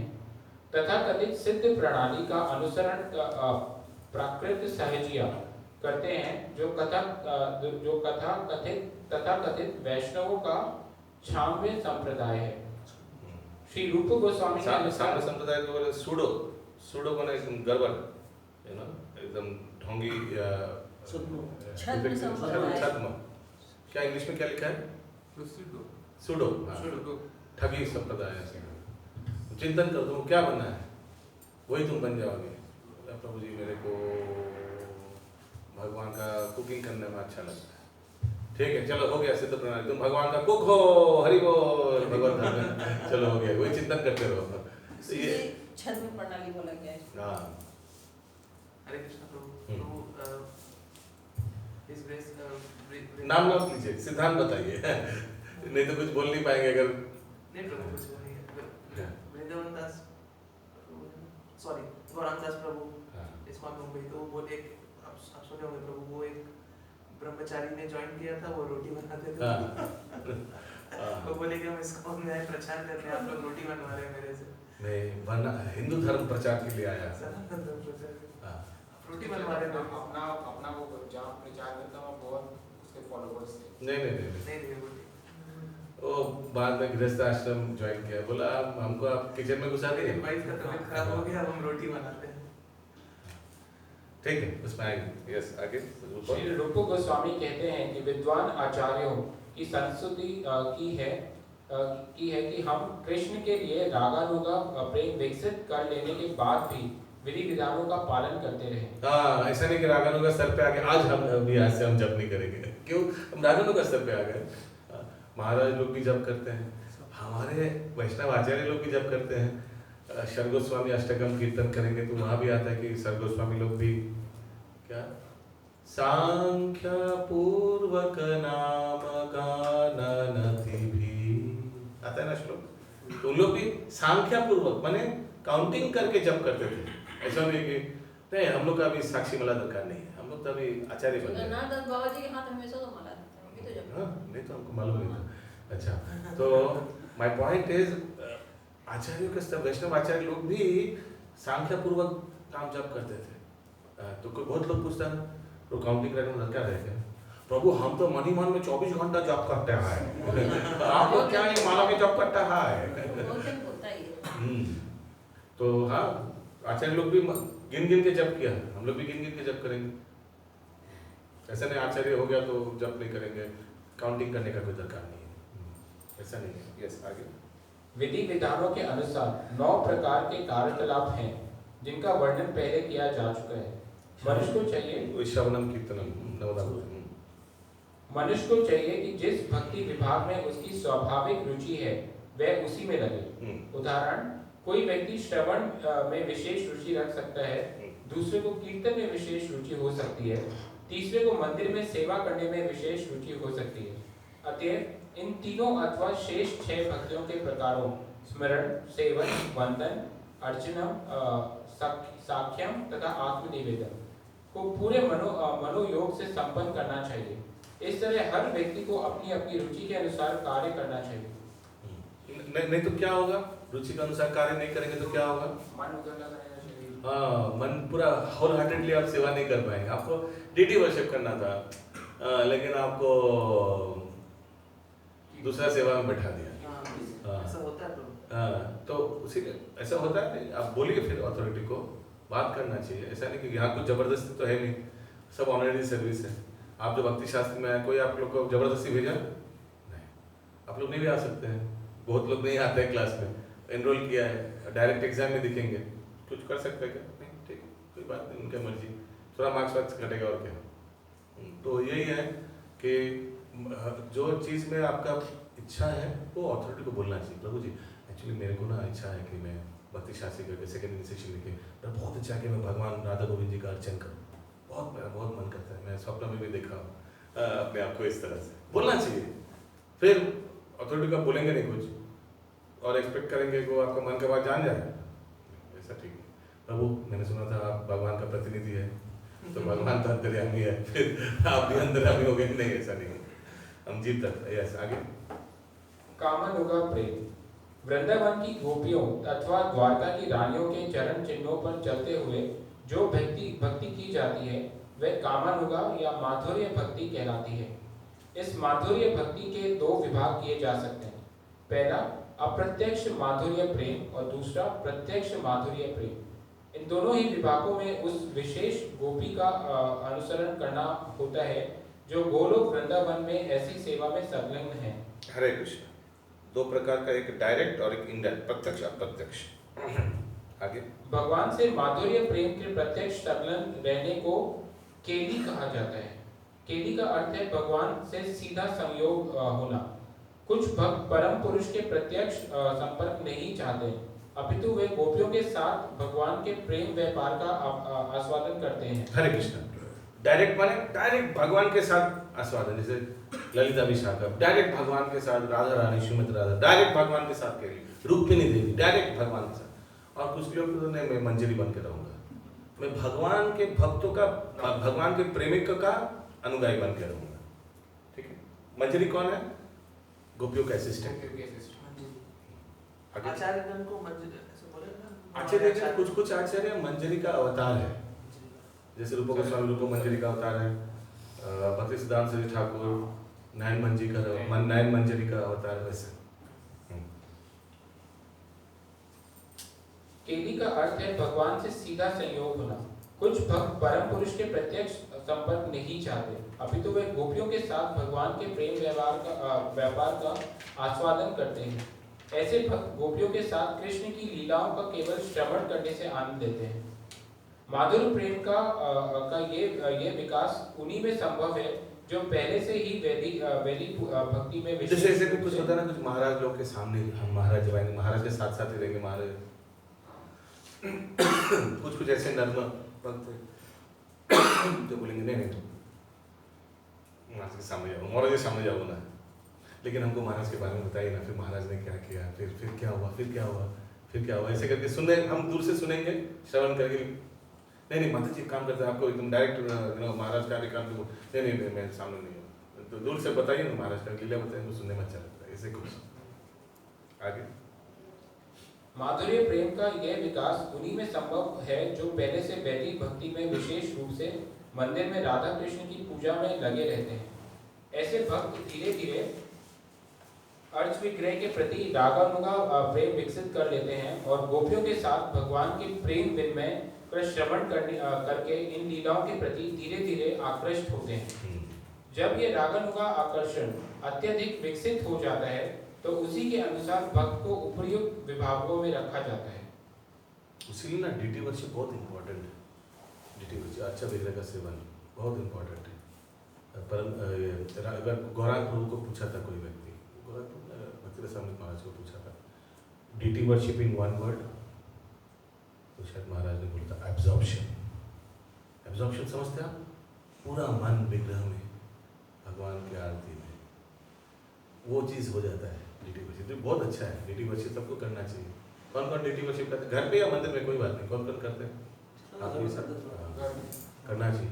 गृहस्थों का लिए डीटी वर्शिप मस्ट है, बहुत अट्रैक्शन हो जाता है, बहुत विग्रह के प्रति अट्रैक्शन बहुत दरकार है, बहुत दरकार है।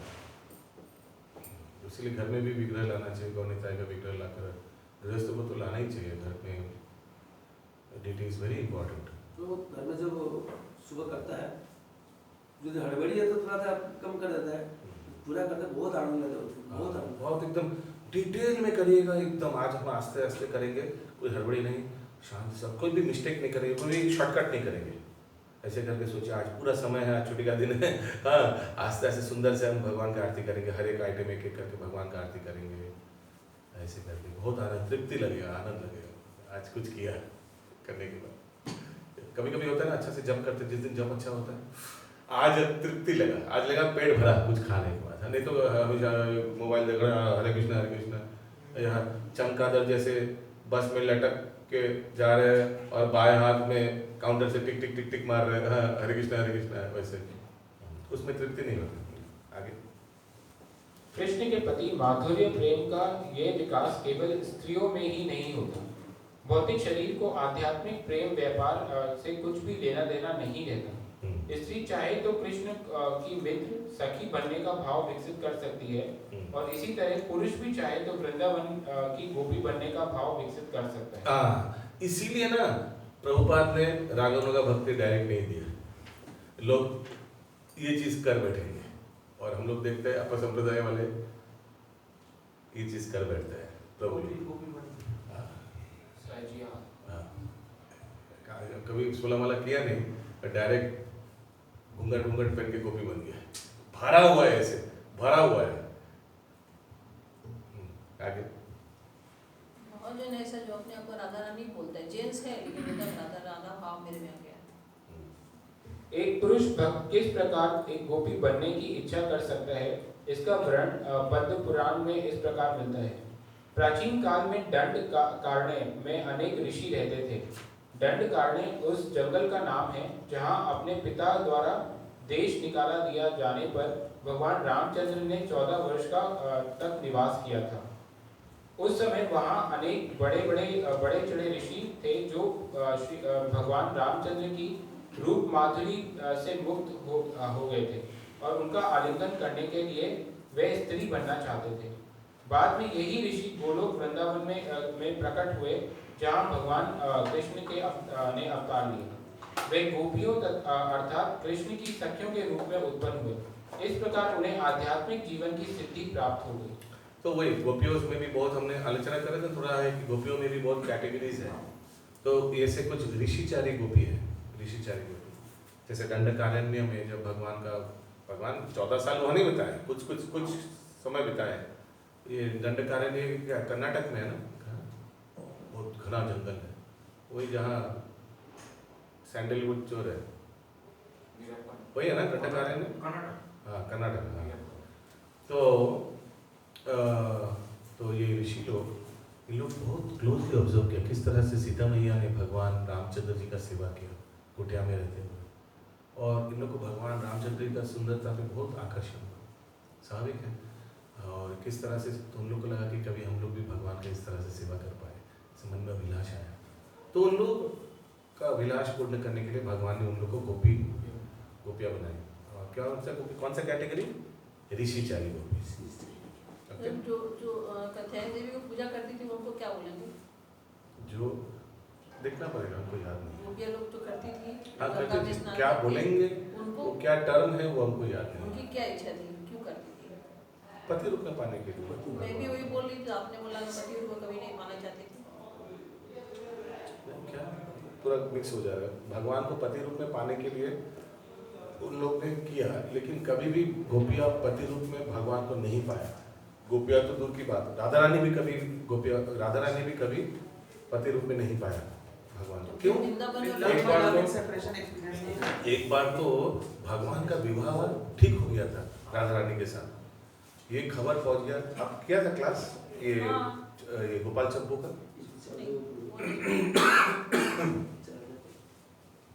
वो मधुमंगल बहुत खुशी होकर जाकर अपने दादी को जाकर बोली, दादी कौन है? पौर्णमासी को।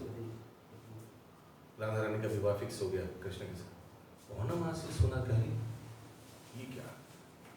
पौर्णमासी एक्चुअली एस्ट्रोलॉजर थी और सबसे सीनियर मोस्ट लेडी थी वृंदावन में, सब उनका बात मानते। सब आया, बोला नहीं ये विवाह नहीं हो सकता है, अभी नहीं हो सकता, टाल दिया। शुभस्व शीघ्रम और शुभस्व कालो हरण। सुना है आपने ये बात? शुभ कार्य के लिए देर नहीं करना चाहिए, शुभस्व शीघ्रम, और अशुभ कार्य के लिए क्या करना चाहिए? काला हरण। उसको टालते रहिए, बात को टालते रहिए। ठीक है, समझ में आ रहा है? तो पौर्णमासी को जब सुना कि राधा रानी का विवाह फिक्स हो गया तो पौर्णमासी बोले नहीं अभी नहीं, बाद में, अभी नहीं, अभी ठीक नहीं है, तिथि ठीक नहीं है, ठीक नहीं, ऐसे करके बात को टाल दिया। फिर क्यों टाल दिया? उनको लगा कि फिर तो भगवान को रस आस्वादन नहीं होगा, सख्य रस इन लोग से आस्वादन करके भगवान को आनंद नहीं आएगा, क्योंकि परक्य में जो आनंद है सख्य में वो आनंद नहीं है। Love in separation is more enchanting than love in union.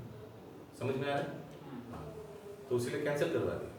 तो उसीलिए मैं बोला था उस समय कि इन लोग कभी पति रूप में पाना चाहते थे, लेकिन पति रूप में पाया नहीं कभी भगवान को, ना ही गोपी ना ही राधा रानी। उसीलिए मैं कभी हम इसीलिए बताया कि कोई विग्रह में दिखेगा, कोई किसी के भक्त के घर में राधा रानी के मांग में सिंदूर नहीं, सिंदूर कभी नहीं लगाता है राधा रानी के मांग में। राधा रानी लवर है भगवान का। तो वृंदावन में ब्रह्मा जी का साक्षी बनाकर उनका शादी कराया गया। ब्रह्मांड घाट में हुआ था, वो बचपन में अगर करता है राधा रानी राधा कृष्ण इन लोग दोनों का विवाह कर दो, ऐसे ब्रह्मांड घाट में ब्रह्मा जी आके विवाह करा दिया। लेकिन वही बस वहीं तक खत्म, और इसका बाकी कुछ उल्लेख ज्यादा कुछ नहीं, वहीं खत्म। ठीक है जी, বাচ্চাদের এগুলো করানো হয় তো এটা করে বিয়ে করে बस वो बस। लेकिन उनका गृहस्थ आश्रम का कुछ वर्णन है राधा रानी और कृष्ण का? कभी नहीं। तो ये भक्ति सिद्धांत सरस्वती ठाकुर का दीक्षित नाम क्या था? ये दीक्षित नाम नहीं है प्रभु। संन्यास का नाम। गौर किशोरदास बाबूजी महाराज ने क्या नाम दिया था?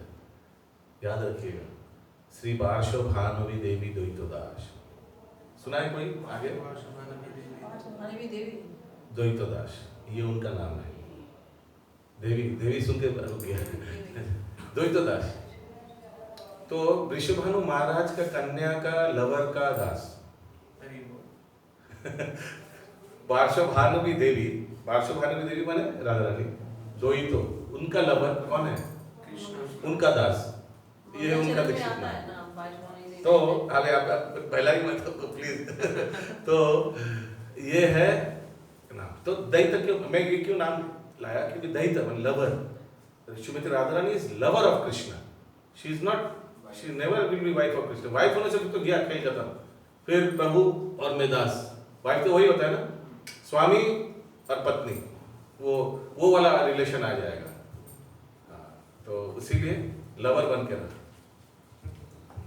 तो इसीलिए हम लोग लवर में तारना होगा, क्योंकि अभी गोपियों में भी 2 प्रकार के होते हैं, बाम भावना, दक्षिणा भावना। बाम भावना माने जो खटरन पटरन करेगा, मानेगा नहीं। तुम बोलेगा तुम मक्खन दो, क्यों मक्खन देगा मैं? वैसे तो पति पत्नी में कभी ऐसे होगा? नहीं होगा। पत्नी तो पति का होना चाहिए, पति तो मानेगा। फिर तो ये सब, ये प्रभु और दास वाला रिलेशन आ जाएगा ना, फिर तो हाँ, फिर झगड़ा वाला कैसे होगा? तो इसीलिए इससे अच्छा बाम गोपी बना के रखो, कि भगवान के ये अच्छा लगता है। 2 प्रकार के गोपी होते हैं, बाम गोपी, दक्षिणा गोपी। बाम गोपी उदाहरण सत्यभामा, बाम गोपी का उदाहरण राधा रानी, ललिता देवी, और दक्षिणा गोपी का उदाहरण विशाखा देवी, रुक्मिणी देवी। सब में से ओके। गोपियों कैटेगरी में आती है पत्नियां भी। हाँ, पत्नियां गोपी का कैटेगरी में नहीं आता है, लेकिन बाम भावना, बाम भावना में रुक्मिणी देवी आती है, सॉरी सत्यभामा देवी आती है, रुक्मिणी देवी आता है दक्षिणा भावना में। सबमिसिवनेस। ओके। दक्षिणा मतलब सबमिसिव और बाम मतलब एग्रेसिव।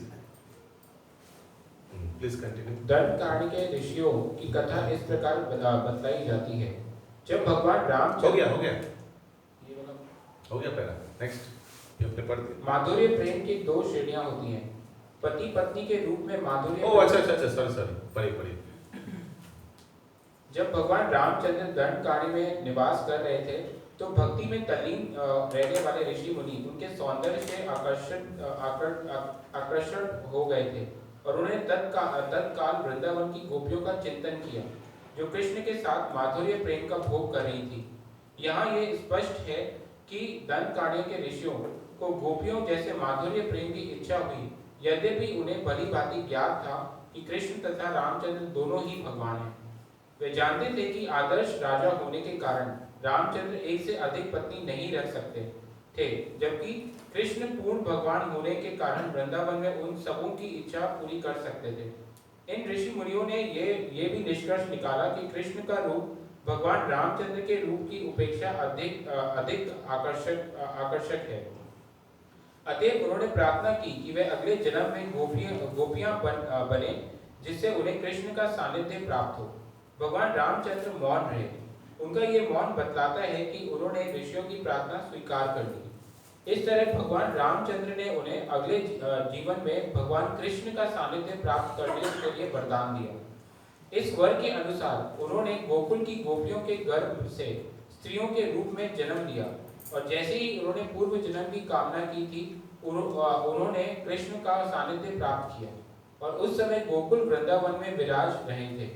इस तरह भगवान कृष्ण के साथ माधुर्य प्रेम की दिव्य भावना विकसित करके उन्होंने अपने मनुष्य जीवन को धन्य बनाया। माधुर्य प्रेम की 2 श्रेणियां होती हैं। पति पत्नी के रूप में माधुर्य प्रेम स्वकीय, तथा प्रेमी एवं प्रेमिका का माधुर्य प्रेम परकीय। जो कोई पत्नी रूप में कृष्ण से माधुर्य प्रेम विकसित करता है, वह द्वारका चला जाता है और वहां वह भगवान की रानी महिषी बन जाता है। जो प्रेमी के रूप में कृष्ण के माधुर्य प्रेम विकसित करता है, वह गोलोक वृंदावन जाता है और वहां वह गोपियों के संग रहता है और कृष्ण के साथ प्रेम व्यापार भोगता है। किंतु हमें सावधान होकर ध्यान देना चाहिए कि गोपी या महिषी के रूप में कृष्ण के लिए ये माधुर्य प्रेम स्त्रियों तक ही सीमित नहीं है। पुरुष भी ऐसे भाव विकसित कर सकते हैं जैसे कि दंडकारण्य के ऋषियों से साक्षात प्रकट है। यदि कोई माधुर्य प्रेम की कामना करता है किंतु गोपियों के चरण चिन्हों पर नहीं चलता है तो उसे भगवान का सानिध्य द्वारका में प्राप्त होता है। Clear clear. महाकुरुम पुराण में कहा गया है, अग्निदेव के महर्षि पुत्रों ने कृष्ण के माधुर्य प्रेम की प्राप्ति हेतु विधि विधानों का दृढ़ता से पालन किया। फलस्वरूप उन्हें अगले जन्म में समस्त सृष्टि के उद्गम भगवान वासुदेव या कृष्ण का सानिध्य प्राप्त हो सका और सबों ने उन्हें अपने पति रूप में प्राप्त किया। वात्सल्य या साख्य भाव, जो भक्त माता पिता या मित्र सखा रूप में भगवान के प्रति आकृष्ट होते हैं उन्हें क्रमशः नंद महाराज या सुबोल के पद चिन्हों का अनुसरण करना चाहिए। सुबोल भगवान का मित्र है। नंद महाराज कृष्ण के पौष्य पिता थे और वज्र भूमि में कृष्ण के समस्त मित्रों में उनके सर्वाधिक घनिष्ठ मित्र सुबोल थे। पौष्य पिता समझ में आ रहा है? फॉस्टर फादर बड़ा करते हैं। भगवान के पिता या सखा बनने के भी दो प्रकार हैं। एक विधि यह है कि सीधे भगवान का पिता बनने का प्रयास किया जाए और दूसरी विधि यह है कि नंद महाराज का अनुकरण करते हुए कृष्ण के पिता होने के आदर्श की चेष्टा की जाए। इन दोनों विधियों में से सीधे कृष्ण का पिता बनने की विधि की संतुष्टि नहीं की जाती। ऐसी विधि मायावाद दर्शन से कुलषित हो सकती है। मायावादी या एक आपको पिता बनना है क्या? आपको भौतिक सेवक बनना है? पिता बनने हमको पोस्ट चाहिए, हमको पिता बनना, हम बोल पाएंगे सबको हम भगवान का पिता है, भगवान के पिता है। नंद महाराज भगवान को बड़ा किया, सेवक वो ज़्यादा इम्पोर्टेंट है ना, तो इसीलिए ये मायावाद वाला फिलोसफी ज़्यादा है, डायरेक्ट पिता बनना चाहता है। आगे मायावादी या एकेश्वरवादी अपने आप को कृष्ण मानते हैं और यदि कोई यह सोच ले कि वह स्वयं नंद महाराज हो गया है तो उसका पितृ प्रेम मायावादी दर्शन के से कुलषित हो जाएगा। मायावादी चिंतन पद्धति अपराधपूर्ण है और कोई भी अपराधी कृष्ण का सानिध्य प्राप्त करने के लिए भगवत धाम में प्रवेश नहीं पा सकता। स्कंद पुराण में पांडवों की राजधानी हस्तिनापुर में निवास करने वाले एक वृद्ध पुरुष की कहानी आती है जो कृष्ण को अपने प्रिय पुत्र के रूप में पाना चाहता था।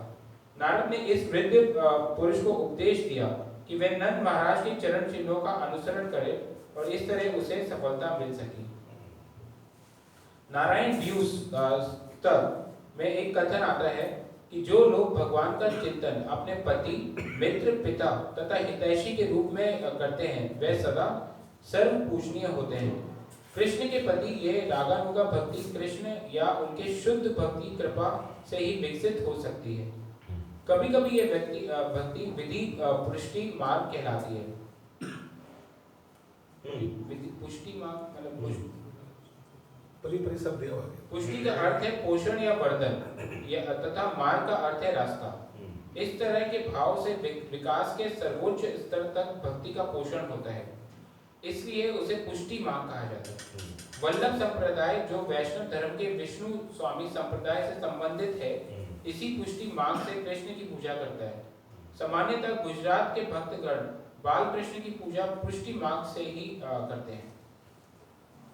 भक्त साम सिंधु की जय, श्री रूप गोस्वामी की जय, श्री प्रभुपाद की जय। तो ये पुष्टि मार्ग जो है ये रुद्र संप्रदाय में आता है। रुद्र संप्रदाय में पुष्टि मार्ग ये पंकज प्रभु। तो इन लोग क्या करते हैं? इन लोग गोपाल जी का लड्डू गोपाल जी का सेवा करते हैं। इन लोग नाथ द्वारा का भक्त होता है, नाथ द्वारा का उदयपुर में है। ये वही विग्रह है जो माधवेंद्र पुरी ने उद्धार किया था वृंदावन और उसको स्थापन किया था गोवर्धन जी ऊपर। बाद में वल्लभाचार्य जी ने वही विग्रह को गोवर्धन से लेकर किया और उदयपुर में निर्माण किया था। तो उस समय यवनों का अत्याचार बहुत था उसी। तो पुष्टि मार्गी व्यक्ति क्या करता है? गोपाल जी देखिए, वो आप नाथ द्वार का विग्रह देखे होंगे ऐसे करके, श्रीनाथ जी देखे ना, श्रीनाथ गोवर्धन। तो उन लोग गोपाल लड्डू गोपाल का उपासना करता है। वही जो पिता वात्सल्य का चल रहा था ना उदाहरण, लेकिन वही तक पहुंच पाए वो प्रभु और दास जैसे वात्सल्य पिता और पुत्र रूप में ऐसे उन लोग नॉट एज अ उसके आगे उन लोग को नॉलेज नहीं है। उन लोग राधा रानी को भी नहीं उतना प्राधान्य देते, स्वीकार नहीं करते।